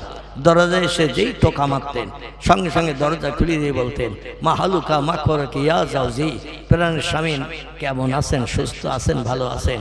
সঙ্গে সঙ্গে চেহারাটা দেখিয়ে দিতেন, ছেঁড়া জামা কাপড়, রক্ত পুলত সব অবস্থা, রক্ত গড়িয়ে গড়িয়ে সব জাম হয়ে গেছে। স্ত্রীরা কেঁদে কেঁদে চোখের পানিতে বুক ভাসাতেন আর বলতেন, ওরা তো মানবে না কলেমার কথা, পড়বে না কলেমার কথা, আপনার নেতৃত্বরা মানবে না, কেন জান? পয়গম্বরেরা বলতেন, বিবিরে আল্লাহ আমাকে ওহী নাযিল করে পয়গম্বর বানিয়েছেন। নবী তাদের বলা হয়, জিবরিলের সঙ্গে যাদের সাক্ষাৎ হয়, দেখা হয়, এদের বলা হয় নবী। আর রাসূল তাদের বলা হয়, জিবরিলের সঙ্গে যাদের দেখা হয়, আবার আল্লাহর আসমানি কিতাব যারা পায়, এদের বলা হয় রাসূল। নবী আর রাসূলের ডিফারেন্ট পার্থক্য হলো এটা। নবী বলা হয় তাদের, আল্লাহর ফেরেশতা জিবরিলের সঙ্গে যাদের দেখা সাক্ষাৎ হয়, এদের বলা হয় নবী। আর রাসূল তাদের বলা হয় যারা আল্লাহর ফেরেশতা জিবরিলের সঙ্গে দেখা হয়, এছাড়া আল্লাহর আসমানি কিতাব যারা পায়, পৃথিবীর আল্লাহ পাক 104খানা আসমানি কিতাব মানুষকে হেদায়েত দেওয়ার জন্য পাঠিয়ে দিয়েছিলেন। 104খানি কিতাবের ভিতরে 4টি কিতাব হলো মোটা, 100খানা কিতাব ছিল ছোটি কিতাব। 4টির ভিতরে একটির নাম তৌরিত, একটির নাম জব্বুর, একটির নাম ইনজিল, একটির নাম হলো আল কোরআন। জোরে বলুন একটু সুবহানাল্লাহ, নারায়ে তাকবীর। আমার ভাইরা, আমি যে কথা আপনাদের কাছে বলতে চাইছিলাম, আসুন এবার সামনের দিকে একটু এগিয়ে যাই, বুঝতে সুবিধা হবে। এই পয়গম্বরেরা মারধরকেই ঘরে ফিরে আসতেন, বিবিরা সেবা যত্ন করতেন। এজন্য আল্লাহ পাক পয়গম্বরের বিবিদের সব হাসরের মাঠে হিসাব নিকাশ বিহীন জান্নাত হালাল বানিয়ে দেবে। নবীদের জন্য জান্নাত হালাল হবে হিসাব নিকাশ বিহীন, নবীর বিবিদের জন্য জান্নাত হালাল হবে হিসাব নিকাশ বিহীন। পয়গম্বর বলেন, সাহাবীরা পয়গম্বরে যখন জান্নাতে যাবে আল্লাহ জান্নাত হালাল বানাবেন জীবনের কৃতকর্মের হিসাব নিকাশ ছাড়া। পয়গম্বর তখন আল্লাহর কাছে দাবি রেখে বলবে, আল্লাহ 4000 বছর আগে পৃথিবী থেকে বিদায় নিয়ে কবরস্থ হয়েছিলাম, 5000 বছর আগে দুনিয়া থেকে মৃত্যুবরণ করে কবরে কবরস্থ হয়েছিলাম, আর অমুক রাঘবপুর গ্রামের একজন ছেলে আমার নামের সঙ্গে নাম রেখেছিল ইসমাইল, আমার নামের সঙ্গে নাম রেখেছিল ইব্রাহিম, আমার নামের সঙ্গে নাম রেখেছিল ইয়াকুব, আমার নামের সঙ্গে নাম রেখেছিল ইউসুফ, আমার নামের সঙ্গে নাম রেখেছিল মুসা, আমার নামের সঙ্গে নাম রেখেছিল সুলাইমান। ওই লোকটা আমার নামের সঙ্গে নাম রাখার কারণে এলাকার মানুষেরা ওরে আমার নাম ধরে ধরে ডাকতো। আমি 4000 বছর আগে পৃথিবী থেকে বিদায় হয়ে গিয়েছিলাম, আমার নামের সঙ্গে নাম যদি কেউ না রাখতো দুনিয়া আমার নাম চালু থাকতো না, আমার নাম কেউ জানতো না। একটা লোক আমার নামের সঙ্গে নাম রাখার কারণে পাড়া প্রতিবেশী আমার নাম ধরে ধরে ডেকেছে, কিয়ামত পর্যন্ত আমার নাম পৃথিবীতে চালু রেখেছে ওই লোকটি। ও আল্লাহ, এই জন্য আমার নামের বন্ধু জাহান্নামের আগুনে দগ্ধ হবে আর আমি জান্নাতে যে সুখ ভোগ করব, আমি আল্লাহ ওটা পছন্দ করি না, পছন্দ করি না। আমার সঙ্গে আমার নামের বন্ধুকেও জান্নাতে যেতে দিতে হবে। আল্লাহ 99টি নামের ভিতরে 2টি নাম হলো গুণবাচক নাম। কটি বললাম? আল্লাহ রহমান রহিম, গফফার করিম, সাত্তার জব্বার কাহার, আওয়াল আখির জাহির বাতিন, লতিফ থেকে শুরু করে 99টি নাম এসেছে কোরআনের ভিতরে আমাদের মালিক আল্লাহ। এই 99টি নামের ভিতরে 2টি নাম হলো সবথেকে সম্মানীয় গুণবাচক নাম। তাফসীরে ফিজ্জালাল কোরআনের ভিতরে আল্লামা কুতুব রাহমাতুল্লাহ তত্ত্ব লিপিবদ্ধ করেছেন। তাফসীরে ইবনে কাসিরের ভিতরে এই তত্ত্ব লিপিবদ্ধ হয়েছে। তাফসীরে মারফুল কোরআন বাংলা ভাষায় রচিত হয়েছে। এই পাকিস্তানের লেখক এই তাফসীর পড়লো আপনি পেয়ে যাবেন। আল্লাহ পাকের 99টি নামের ভিতরে 2টি নাম হলো সবথেকে দামি গুণবাচক মর্যাদাপূর্ণ নাম। একটি নাম হলো রহমান, একটি নাম হলো রহিম। জোরে বলুন একটু, আর একটু জোরে বলুন। এ নাম দুটো খুঁজলে কোথায় পাওয়া যাবে? রহমান আর রহিম এ নাম দুটো এক জায়গায় আছে, টপ করে বলতে পারবেন কেউ? আলহামদুলিল্লাহ, আলহামদুলিল্লাহ। এই নাম দুটো উম্মুল কোরআন যাকে বলা হয়, সূরাতুল ফাতিহা। লা সালাতা লে ফাতিহাতুল কিতাব। সূরা ফাতিহা না পড়লে নামাজ কারো হবে না। জোরে বলুন সুবহানাল্লাহ। যে কোনো রাকাত নামাজ পড়তে গেলে সূরা ফাতিহা মাস্ট পড়তে হবে। এই সূরা ফাতিহা 2 নম্বর সেন্টেন্স। ক নম্বর বললাম? 2 নম্বর সেন্টেন্সে আল্লাহ 2টো নাম একসঙ্গে লিখে দিয়ে একটা বাক্য গঠন করেছেন। একটু পড়ি শোনেন, আছে কিনা দেখেন। বিসমিল্লাহির রহমানির রহিম। আলহামদুলিল্লাহি রাব্বিল আলামিন। সেন্টেন্স শেষ। 2 নম্বরের সেন্টেন্স হলো আর রহমানির রহিম। আছে না নাই? কি কোরআনে নিয়ে আবার দেখাতে হবে নাকি? সকলে মুখস্থ আসতে নাকি? সূরা ফাতিহা যে লোক মূর্খ তার মুখস্থ, যে লোক শিক্ষিত তার মুখস্থ। যে নামাজ পড়ে তার তো মেয়েদের মগজে একেবারে অ্যাডজাস্ট হয়ে গিয়েছে।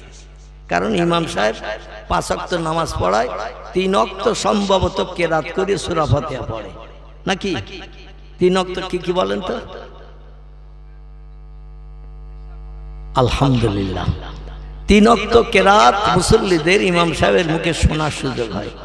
একটা হলো ফজরের সময়, একটা হলো মাগরিবের সময়, একটা হলো এশার সময়, আর 2 ওয়াক্ত আছে যোহর আর আসর। ইমাম সাহেব কি পড়তেছে সাপে কাটা মন্ত্রের মতো আমরা কিছু শুনতে পাই। কি আল্লাহ বলছেন অরকাউ মার রকিন ওয়াসজুদু মাস সাজিদিন। ইমাম কি পড়তেছে তোমার দেখার দরকার নাই, শোনার প্রয়োজন নাই। ইমাম রুকুতে যদি যায় তুমিও রুকুতে যাও, ইমাম যদি সেজদায় যায় তুমিও সেজদায় যাও, ইমাম যদি ডাইনে বামে সালাম ফিরায় তুমিও ডাইনে বামে সালাম ফিরাও। ইমামের নামাজ কবুল হয়ে গেলে মুক্তাদি তোমাদের সকলের নামাজ কবুল হয়ে গেল। জোরে বলেন সুবহানাল্লাহ। আল্লাহ পাক 2 নম্বর সেন্টেন্সে বলছেন আর রহমানির রহিম। রহমান নামের যে মানে, রহিম নামের সেই মানে, নাম দুটি শুধু আলাদা। খুব ভালো করে শুনবেন, রহমান নামের যে মানে, রহিম নামের সেই একই মানে, নাম দুটি আলাদা। রহমান আর রহিম নামের বাংলা অর্থ হলো আল্লাহ হলেন অতি বড় দয়ালু, দাতা, দয়ারবান, মেহেরবান। তার মতো দয়া, মায়া, করুণা, রহমত, বরকত আর কারো আছে বলে মনে হয়? আর কারো নাই, আর কারো নাই। তিনি অতি বড় দাতা, দয়ালু, মেহেরবান। রহমান নামের যে মানে, রহিম নামের সেই মানে, নাম দুটি শুধু আলাদা। মুফাসসিরগণ তাফসীরের কিতাবে লিপিবদ্ধ করেছেন আল্লাহ এই দুটি গুণবাচক নাম কুদরতি হাতে রেখে দিয়ে একটা নামের মর্যাদা পৃথিবীতে উম্মতে মুহাম্মাদীদের জন্য অটোমেটিক দান করে দিয়েছে। রহমান নামের গুণটি এই পৃথিবীতে নবীর উম্মতদের জন্য আল্লাহ পাক অটোমেটিক দান করে দিয়েছেন। তবে একটি নামের গুণ আল্লাহ এখনো তার কুদরতি হাতে রেখে দিয়েছেন, সেই নামটি হলো রহিম। রহিম নামের গুণটি আল্লাহ এখন বান্দাদের দেয়নি, নিজের কুদরতি হাতে রেখে দিয়েছে। এই নামের গুণটা আল্লাহ প্রয়োগ করবেন, ব্যবহার করবেন তখন হাসরের মাঠে যেদিন তাম পৃথিবীর মানুষ হাজিরে হয়ে যাবে, যখন আল্লাহ তখন রহিম নামের গুণটা বান্দাদের মুখে হাসি ফোটানোর জন্য, সূর্যের রৌদ্র তার থেকে নিষ্কৃতির জন্য, আর সে তলায় ছায়াদানের জন্য, জান্নাত হালাল বানানোর জন্য আল্লাহ ওই নামটা সেদিন প্রয়োগ করে বান্দাদের মুখে হাসি ফুটিয়ে দেবেন। চিল্লাই বলুন একটু সুবহানাল্লাহ। রহমান নামের গুণ কেমন?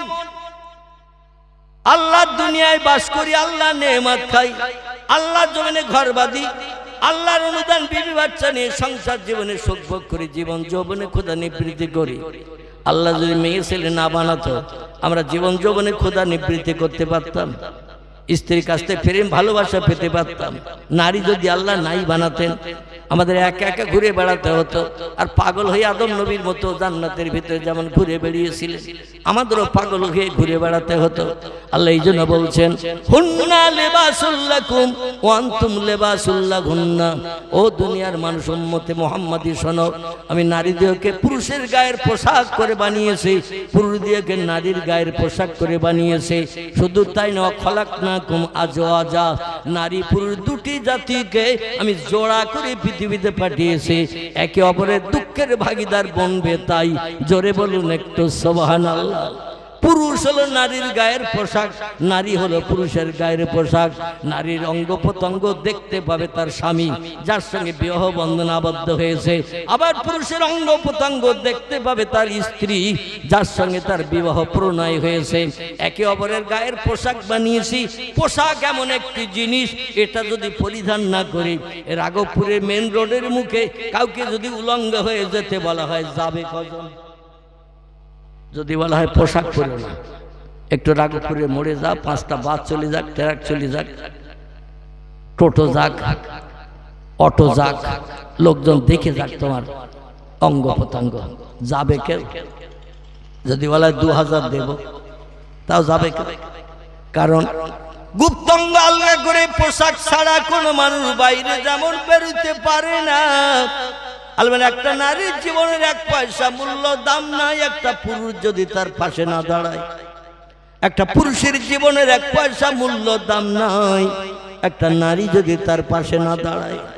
এই নারী পুরুষকে আমি জোড়া করে বানিয়েছি দুনিয়ার সংসার জীবনে সুখ ভোগের জন্য। জোরে বলুন একটু সুবহানাল্লাহ। তবে আল্লাহ পাক পর্দা ফরজ করেছেন আগে পুরুষের জন্য, পরে আল্লাহ পর্দা ফরজ করেছেন নারীদের জন্য। আমরা মোল্লা মৌলবীরা মাঝে মধ্যে ওয়াজ নসিহতে বলি মা বোনেরা পর্দা পুশিদায় থাকুন, চেহারা অন্য কোনো পরপুরুষকে দেখাবেন না। আল্লাহ আপনাদের জন্য পর্দা হেজাব ফরজ করেছে, কিন্তু আসলে কোরআনে আল্লাহ যে তথ্য কোট করেছেন তথ্য দিকে লক্ষ্য করলে দেখা যায় আল্লাহ নারীদের পর্দা করার হেজাব করার আগে পুরুষের জন্য আল্লাহ তথ্য কোট করেছেন। ইন্নামাল মুমিনিনা ইয়াগুদ্দু মিন আবসারিহিম ইন্নামাল মুমিনাতে ইয়াগদুদনা মিন আবসারিহিন্না ওয়া ইয়াহফাজু ফুরুজাহুম আল আখির। জোরে বলুন একটু আল্লাহু আকবার। আল্লাহ ডেকে বলে এই দুনিয়ার পুরুষের দল ইন্নামাল মুমিনিনা ইয়াগুদ্দু মিন আবসারিহিম, ও দুনিয়ার পুরুষ জাতি তোমরা তোমাদের চোখ অবনত করো পর নারীর দিকে তাকানো থেকে। মেয়েদের পর্দা করতে বলা হয় যাতে কোনো ব্যক্তি তার চেহারা দেখতে না পারে, এই জন্য তো নাকি, যাতে তার অঙ্গ প্রত্যঙ্গ চেহারা কোনো পরপুরুষ দেখতে না পারে, এই জন্য পর্দা পুশিদা করার কথা আমরা মেয়েদের বলি। আল্লাহ প্রথমে কোরআনে বলছেন নারীদের কথা নয়, পুরুষের বলছেন তোমরা তোমাদের চোখ অবনত করো পর নারীর দিকে তাকানো থেকে, পর্দা তোমরা আগে করো। তারপরে মেয়েদের আল্লাহ বলছে ইন্নামাল মুমিনাতে ইয়াগদুদনা মিন আবসারিহিন্না। পরবর্তীতে আল্লাহ বলছে ও দুনিয়ার মেয়েরা তোমরা তোমাদের চোখ অবনত করো পরপুরুষের দিকে তাকানো থেকে। এই জন্য পুরুষের জন্য যেমন পর্দা নারীর জন্য তেমন পর্দা। আহারে আমার ভাইরা আসলে এবার চলে আসি এই পৃথিবীতে নবীদের নামের সঙ্গে যারা নাম রাখবে আল্লাহ পাকের পয়গম্বর হাসরের মাঠে বলেন আল্লাহ আমার নামের বন্ধু অপরাধ করার কারণে, ভুল করার কারণে, গুনাহ করার কারণে জাহান্নামে ফেরেশতারা লোহার শিকলের দড়ি গলায় পরিয়ে হড়হড় করে টানতে নিয়ে যাচ্ছে গরু ছাগলের মতো। আর আমি জান্নাতে যে সুখ ভোগ করব আমি ওটা পছন্দ করি না। আমার নামের সঙ্গে নাম রেখে দুনিয়া আমার নামের চালু রেখেছিল যে লোকটি, আমার নামে জারি রেখেছিল যে লোকটি, মানুষ আমার নাম ধরে ধরে তারে রেখেছে। আমার বন্ধু যদি আমার সঙ্গে জান্নাতে না যায় আমি জান্নাতে ঢুকবো না। আল্লাহ বলল লোকটা তো অপরাধী, মদ খেয়েছে, সুদ খেয়েছে, ব্যভিচারী করেছে, মিথ্যা কথা বলেছে, চুরি ডাকাতি ছিনতাই করেছে, গরিবের থেকে হক ফাঁকি দিয়ে খেয়েছে, কোন ব্যক্তির প্রাণ নাশ করে তার বিবি বাচ্চার বিধবা এতিম বানিয়ে দিয়েছে, ওই লোকটারে কি করে তুমি নিয়ে যাবে? আল্লাহর পয়গম্বর বলে আল্লাহ জানি না আপনার নাম রহমান, আপনার নাম রহিম, আপনার নাম গফফার, আপনার নাম করিম, আপনার নাম হলো সাত্তারুল উয়ুব। আপনার কাজ হলো দোষ গোপন করা, অপরাধ ক্ষমা করা। আল্লাহ বান্দার পাপের দিকে তাকাবেন না। আমার সহসঙ্গী করে আমার নামের বন্ধুকে আমার সঙ্গে জান্নাতে দিতে হবে। আল্লাহ সেদিন রহিম নামের প্রয়োগ করে ইজ্জতটা দান করে জান্নাতি নবীদের সঙ্গে ওই নামের অপরিচিত বন্ধু অপরাধী ব্যক্তিকে আল্লাহ জান্নাত হালাল বানিয়ে দেবে। একটু জোরে হবে না? নারায়ে তাকবীর। আল্লাহর নবীদের বিবিরা এরাও যখন হাসরের মাঠে হিসাব নিকাশবিহীন জান্নাতে যাবে নামের বান্ধবীদের খোঁজ করবে। কোরআনে 8 জন পয়গম্বরের বিবির নাম কোট করা হয়েছে। কজন বললাম? 8 জন পয়গম্বরের বিবির নাম কোট করা হয়েছে।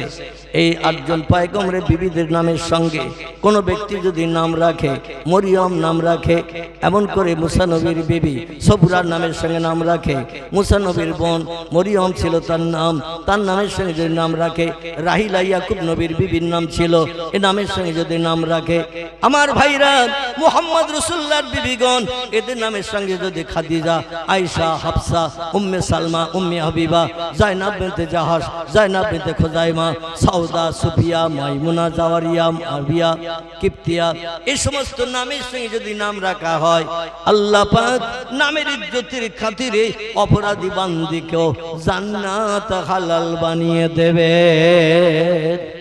একটু জোরে বলা যাবে না? নারায়ে তাকবীর। কিন্তু বর্তমান যুগে এখন নাম মিন্টু, পিন্টু, নন্টু, ঝন্টু, লালটু, বল্টু, বাপি, বাপ্পা, বাবলু, বাচ্চু, ডবলু, বুলু, আকাশ, নীল, কত রকমের নাম। মেয়েদের নাম ওই রকম, ঝর্ণা, চম্পা, নাইস, বিউটি, ডলি, ফুলি। আবার নাম রেখেছে ইংরেজি মার্কা নাম আনলিকা। আছে না? আমার এলাকায় আছে, এদিকে হয়তো এখনো রাখতে পারিনি, একটু ডাউন এলাকা তো। শহর এলাকায় হোমিওপ্যাথি ওষুধের নামে মেয়েদের নাম আরনিকা। হোমিওপ্যাথি ওষুধ খাইয়ে দাও, সর্দি জ্বর সেরে যাবে। এত ভালো ভালো নাম থাকতে নাম সব এখন ওষুধের নামের সঙ্গে নাম রাখা হয়েছে। মডার্ন যুগের নিউ ফ্যাশনের নাম। চিল্লাই বলুন নাউজুবিল্লাহ। মুসলমানের ঘরে জন্মগ্রহণ করাটাই আমাদের বৃথা হয়ে গেছে।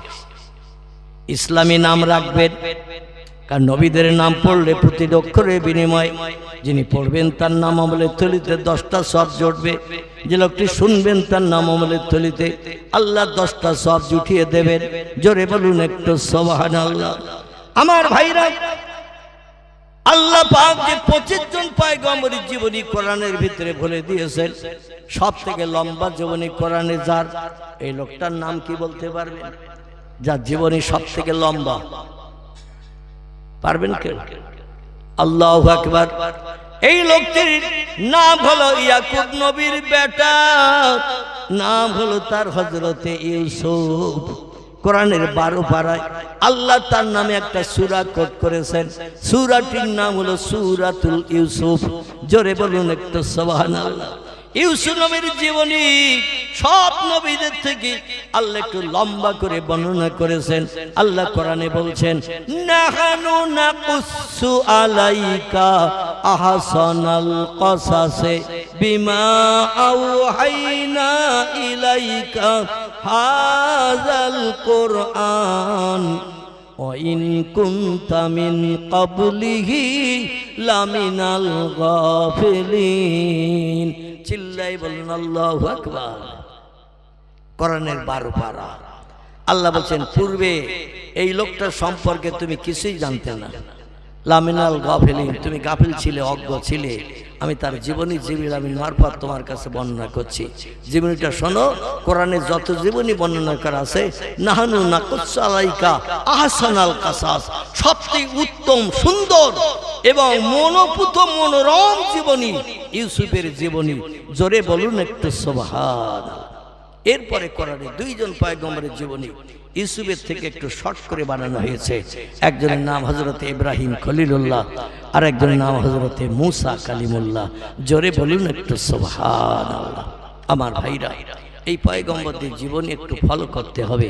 আল্লাহ বলছেন, এই পয়গম্বরদের জীবনী ফলো করো, সে মতো আমল করো। পয়গম্বরকে মিথ্যা কথা বলেছে?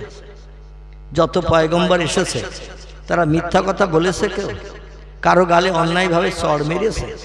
একজন পয়গম্বর ন্যায় বিচার করতে যে একটা দেশের লোকের নাকের ডগা একটা ঘুষি মেরেছে, একজন পয়গম্বর। এই পয়গম্বরের নাম হলো মুসা ইবনে ইমরান। তার বাপের নাম ছিল ইমরান, ছেলেটার নাম ছিল মুসা। মুসার দলের লোকদের বলা হতো বনি ইসরাইল। আর ফেরাউনের মাঠে ওই লোকটাকে 100 শহীদের মর্যাদা দিয়ে হিসাব নিকাশ বিহীন দয়ার জান্নাত হালাল বানিয়ে দেবেন। জোরে বলি একটু সুবহানাল্লাহ। আর একটু জোরে বলুন সুবহানাল্লাহ। শহীদের মর্যাদা কটা পাওয়া যাবে? মিয়াতা শহীদেন। নবী বলছেন 100 শহীদের মর্যাদা। পয়গম্বরের সুন্নত। এই যুগটা আখিরি জামানা কিনা? এই যুগটা শেষ জামানা কিনা? এই যুগটা হলো শেষ জামানা। এই শেষ জামানায় নবীর একটা সুন্নত যদি আপনি জিন্দা রাখেন, তাহলে নবী বলছেন 100 শহীদের মর্যাদা তাকে দেয়া হবে। আপনাদের কাছে একটা ছোট্ট প্রশ্ন করি, কোন ব্যক্তি যদি একটা শহীদের মর্যাদা নিয়ে হাসরে হাজির হয়, 100 নয়, একটা শহীদের মর্যাদা নিয়ে কোনো ব্যক্তি যদি হাসরে হাজির হয়, তারও কি হাসরের মাঠে দাঁড়িয়ে থাকতে হবে হিসাবের জন্য? পয়গম্বর মুহাম্মদ রাসূলুল্লাহ বলছেন, আল্লাহর বান্দাদের ভিতরে সবথেকে মর্যাদা পাবে হাসরে তারা যারা শহীদের মর্যাদা নিয়ে হাজির হয়েছে। যারা, জোরে বলুন সুবহানাল্লাহ। কবর থেকে হাসরে হাজির হওয়ার পর আল্লাহ বিচার শুরু করার আগে মিজানের দাড়িপাল্লায় নেকি বদি ওজন করে বিচার করার আগে প্রথম জান্নাত হালাল বানাবেন। যারা জান্নাতে ঢোকার পারমিশন পাবে তারা নবীরা নয়, আম্বিয়া নয়, ওলিয়া উলিয়া নয়, নামাজি পরেজগার নয়, মুসল্লি নয়, ইমানদার নয়। প্রথম জান্নাতে ঢুকে উদ্বোধন করবেন জান্নাত যারা, তারা হলো শহীদানেরা। জোরে বলুন একটু সুবহানাল্লাহ। বিশ্ব নবীর সুন্নত কি? নবীজির বাহ্যিক সুন্নত হলো মাথার টুপি, মুখে দাড়ি, হাঁটুর নিচে লম্বা জামা। এটা হলো নবীজির বাহ্যিক সুন্নত। একটা মুসলমান রাস্তাঘাটে দেখে নাম জিজ্ঞাসা করতে হবে না, ভাই তোমার নাম কি? মাথায় যদি তার টুপি পরা থাকে, মুখে যদি তার দাড়ি থাকে, হাঁটুর নিচে লম্বা জামা যদি গায়ে থাকে, তাহলে তার জিজ্ঞাসা করার দরকার তুমি কোন ধর্মাবলম্বী। দেখলেই চেনা যাবে না, যাবে না। এই রকম একটা সুন্নত। টুপি মাথায় দিয়ে মাঠে গেলেন, টুপি মাথায় দিয়ে হাঁটে গেলেন, টুপি মাথায় দিয়ে শ্বশুর বাড়ি গেলেন, টুপি মাথায় দিয়ে জামার বাড়ি গেলেন, যেখানে যাবেন নবী সুন্নত টুপিটা খোলেন না। এই টুপিটা যদি বিশ্ব নবী সুন্নতের আমল করে আপনি আঁকড়ে ধরে কবরে যেতে পারেন, আপনার জন্য হাসরের মাঠে 50,000 বছরের লম্বা দিনের হিসাব নিকাশের জন্য সূর্যের রৌদ্রে দাঁড়িয়ে থাকতে হবে না। আল্লাহ বিচার শুরু করার আগে আপনাকে জান্নাত হালাল বানিয়ে দেবেন। একটু চিল্লায়ে বলুন সুবহানাল্লাহ। আমরা ওই সুন্নত আদায় করে কবরে যেতে চাই না, চাই না। সকলে চান তো? আলহামদুলিল্লাহ। আমি এত সময় ওয়াজ শুরু করিনি, কিন্তু একটু ট্রাক্টর দিলাম। ট্রাক্টর বোঝেন? ঘাস বাগানে দানা ছড়ালে কি চারা হয়? বড় বড় ঘাস জমিতে যদি থাকে, এই ঘাসগুলো আগে মেরে নিতে হবে তো, এই জন্য একটু ট্রাক্টর দিয়ে চষে নিলাম। এবার দুটো দানা ছড়িয়ে দেব, পাটের দানা, সরিষার দানা এবং মুসুরির দানা ছড়িয়ে দেব। আশা রাখি যদি জমিন পরিষ্কার হয়, ঘাস মরে যায়, দানা ছড়ালে কোনো দানা মিস হবে বলে মনে হয় চারা হতে? আর যদি জঙ্গলে ঘাসের উপরে দানা পড়ে, ও দানায় চারা হবে তো? একটু কথা বলেন না। আচ্ছা, তাবারুক আছে নাকি শেষে? আল্লাহু আকবার। তো তাবারুক যখন আছে, বাংলার প্রবাদ আছে, লাভে লোহা পাওয়া যায়, বিনা লাভে তুলোর বস্তা কেউ মাথায় নিতে চায় না। শেষে তো একটা লাভ আছে ইনশাআল্লাহ। একটু তাবারুক সকলের হাতে হাতে গরম গরম পরিবেশন হবে, ওই দিকে চিন্তা করে অন্তত একটু কথা বলেন আমার সাথে। আমি তো দানা ছড়িয়ে দেব, অবশ্যই জমিনের কানেকশন পড়লে দানায় চারা হবে।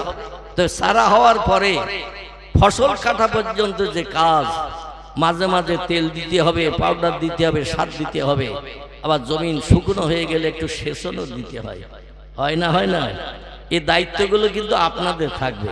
আমি শুধু দানা ছড়িয়ে দিয়ে গো টু হোম চলে যাব। আর এই চারা ট্রিটমেন্ট করতে হবে আপনাদের। কখন পানি দিতে হবে, কখন সার দিতে হবে, কখন পোকা লাগলে তেল পাউডার দিতে হবে, ও দায়িত্ব আপনাদের। গাছ হলেই ও গাছে ফল হবে, এটা হলো গাছের ধর্ম। আর এই ফল কর্তন করে কোটি কোটি বছর আল্লাহ জান্নাতে সুখ ভোগ করার সুযোগ পাবেন। সকলে জোরে বলুন আমিন, আরো জোরে বলুন আমিন।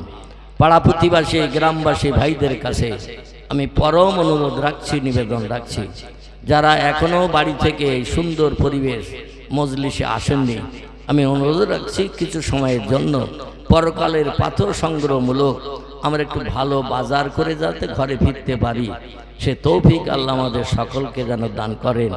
আবার একটু বলুন আমিন। আলহামদুলিল্লাহ, আলহামদুলিল্লাহিল্লাযী হাদানা লিহাযা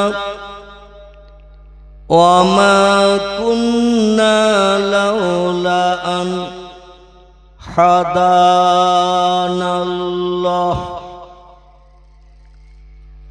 ওয়া আশহাদু আল্লা ইলাহা ইল্লাল্লাহু ওয়াহদাহু লা শারীকা লাহ শাহাদাতান মান আমানা বিল্লাহি ওয়া কাফারা বিজ্জিবতি ওয়াত তাগুত ওয়া আশহাদু আন্না সাইয়্যিদানা ওয়া নাবিয়ানা ওয়া হাবিবানা ওয়া শাফিয়ানা وسمدنا ومولانا محمدا صلى الله عليه وسلم عبده ورسوله نبي المكارم الأخلاق الموصوف وبالكمال الأوصاف المنعوت فقد قال الله تعالى في كلامه المجيد وفي الفرقانه الحميد أعوذ بالله من الشيطان الرجيم بسم الله الرحمن الرحيم لقد كان لكم في رسول الله أسوة حسنة وقال النبي صلى الله عليه وسلم كنت نبيا وآدم بين الماء والطين কোরআনের কথা সত্য না মিথ্যা? তাহলে কোরআনের কথা যদি সত্য হয়, নবীজির জবানি আরবি ভাষায় যাকে হাদিস শরীফ বলা হয়, হাদিসের কথা সব মিথ্যা তো নাকি? হাদিসের কথাও সত্য। পৃথিবীতে চিরন্তন দুটি কিতাব আমি বক্তৃতার প্রারম্ভে আপনাদের কাছে বলেছিলাম। একটির নাম হলো আল কোরআন, আল্লাহর বাণী। কোরআনের 27 পারা সূরা ওয়াকিয়া আল্লাহ বলছেন তানজিলুম মির রাব্বিল আলামিন। এই কিতাব পৃথিবীর কোনো মানুষের মগজ ধোলাই করা লিখিত কিতাব নয়, এটা হলো কালামুল্লাহ, মানে আল্লাহর বাণী, আল্লাহর কথা। জোরে বলুন একটু সুবহান। কোরআন শরীফ ছাড়া আর যত ধর্মগ্রন্থ আমরা দেখতে পাই, কারবা নাম বেদ, কারবা নাম পুরাণ, কারবা নাম গীতা, কারবা নাম ভগবত, কারবা নাম রামায়ণ, কারবা নাম মহাভারত, কারবা নাম জিন্দাবাস্তা, কারবা নাম গ্রন্থ সাহেব, কারবা নাম মনুসংহিতা, কারবা নাম উপনিষদ, কারবা নাম তৌরিত, কারবা নাম জব্বুর, কারবা নাম ইনজিল, এমন করে কারবা নাম বাইবেল, যার বর্তমান নাম হয়েছে নিউ টেস্টামেন্ট। যত ধর্মগ্রন্থ আমরা দেখি, অধিকাংশ ধর্মগ্রন্থ মানুষের মগজ ধোলাই করা কথা লেখা। কোরআন কার বাণী? একটু জোরে বলেন। কোরআন হলো আল্লাহর বাণী। আল্লাহ বলছেন যালিকাল কিতাবু লা রাইবা ফি। আমার আসমানি লাউহে মাহফুজের সংরক্ষিত মিষ্টি মধুর সত্য বাণী, সত্য কথা। কোরআনের ভিতরে যা কিছু লিপিবদ্ধ করা হয়েছে, যা কিছু লিপিবদ্ধ আছে, লা রাইবা ফি, একটা তথ্যের ভিতরে শস্য দানা পরিমাণ শকসভা সন্দেহ মিথ্যার কোনো লেশমাত্র নাই। জোরে বলুন একটু আমিন। সেই কোরআন থেকে একটি ছোট্ট আয়াত পয়গম্বর মুহাম্মদ রাসূলুল্লাহ সম্পর্কে আল্লাহ লিপিবদ্ধ করেছেন। আল্লাহ লিপিবদ্ধ করেনি, আল্লাহ বর্ণনা করেছেন, পৃথিবীর মানুষেরা সেটা লিপিবদ্ধ করেছেন আরবি ভাষায়। কোনো মানুষের ব্যক্তিগত মগজ ধোলাই করা কথা কোরআন নয়, কোরআন আল্লাহর বাণী। পরবর্তীতে মানুষ যাতে সেগুলো ভুলে না যায় এই জন্য কেতাবে লিপিবদ্ধ করা আছে। চিল্লাই বলুন সুবহানাল্লাহ। আর পয়গম্বর মুহাম্মদ রাসূলুল্লাহর একটি জবানি মোবারক সহিহ হাদিসের কিতাব থেকে আপনাদের কাছে পরিবেশন করেছি। বিশ্বনবীর জবানি মোবারক অনেকগুলো হাদিসের কিতাব আছে। কোরআনের যেমন অনেকগুলো নাম আছে, নবীজির জবানি হাদিসেরও অনেকগুলো নাম আছে। আচ্ছা, কোরআনের নাম একটা না আর নামটাম আছে? একটা। আর কেউ তথ্য দেবেন? কথা বলবেন, ভুল হলে সংশোধন হবে, ঠিক হলে আলহামদুলিল্লাহ, আমি খুশিতে বাগবাগ হব। তবে ইতিকাফে নিয়ত করে যেন কেউ বসে থাকবেন না। ইতিকাফ বোঝেন তো? কি মাসে হয়?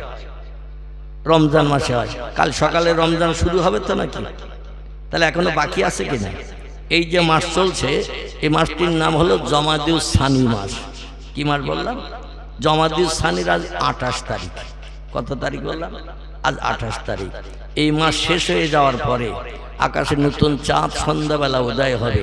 ওই চাঁদ উদয় হলে নতুন একটা মাস শুরু হবে। সে মাসের নাম হবে রজব। কি নাম বললাম? রজব। এক মাস রজবে চাঁদ থাকার পরে আবার নতুন করে সন্ধ্যাবেলা একটা কাস্তে চড়া চাঁদ উদয় হবে। ওই চাঁদ সন্ধ্যাবেলা যেদিন উঠবে রজব মাস শেষ হয়ে যাবে, নতুন মাসের শুভ সূচনা হবে। আরবিতে রাত আগে আসে, বাংলায় দিন আগে আসে।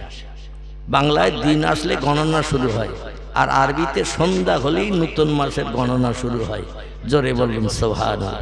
বুঝতে অসুবিধা হলে আমাকে জিজ্ঞাসাবাদ করবে, কারণ মগজের দুশ্চিন্তা নিয়ে ঘরে ফিরবেন না। আল্লাহ যতটা অধমকে মগজে সামান্য কিছু জ্ঞান দিয়েছেন, আমি অসীম জ্ঞানরাশির মালিক টালিক নই, যতটা তথ্য আল্লাহ দিয়েছেন আপনাদের মগজের দুশ্চিন্তা দূর করার চেষ্টা নেব ইনশাল্লাহ। না পারলে আমি ফোন নম্বর দিয়ে যাব, পরবর্তীতে বইপত্র ঘেটে তথ্যটা আপনাদের আবার দিয়ে দেব। রাজি আছেন তো সকলে?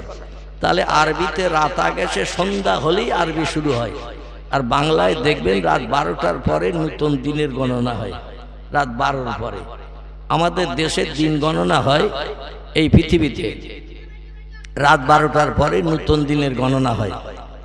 আর আরবিতে সন্ধ্যা হলে চাঁদ দেখা দিলেই নতুন মাসের শুভ সূচনা হয়।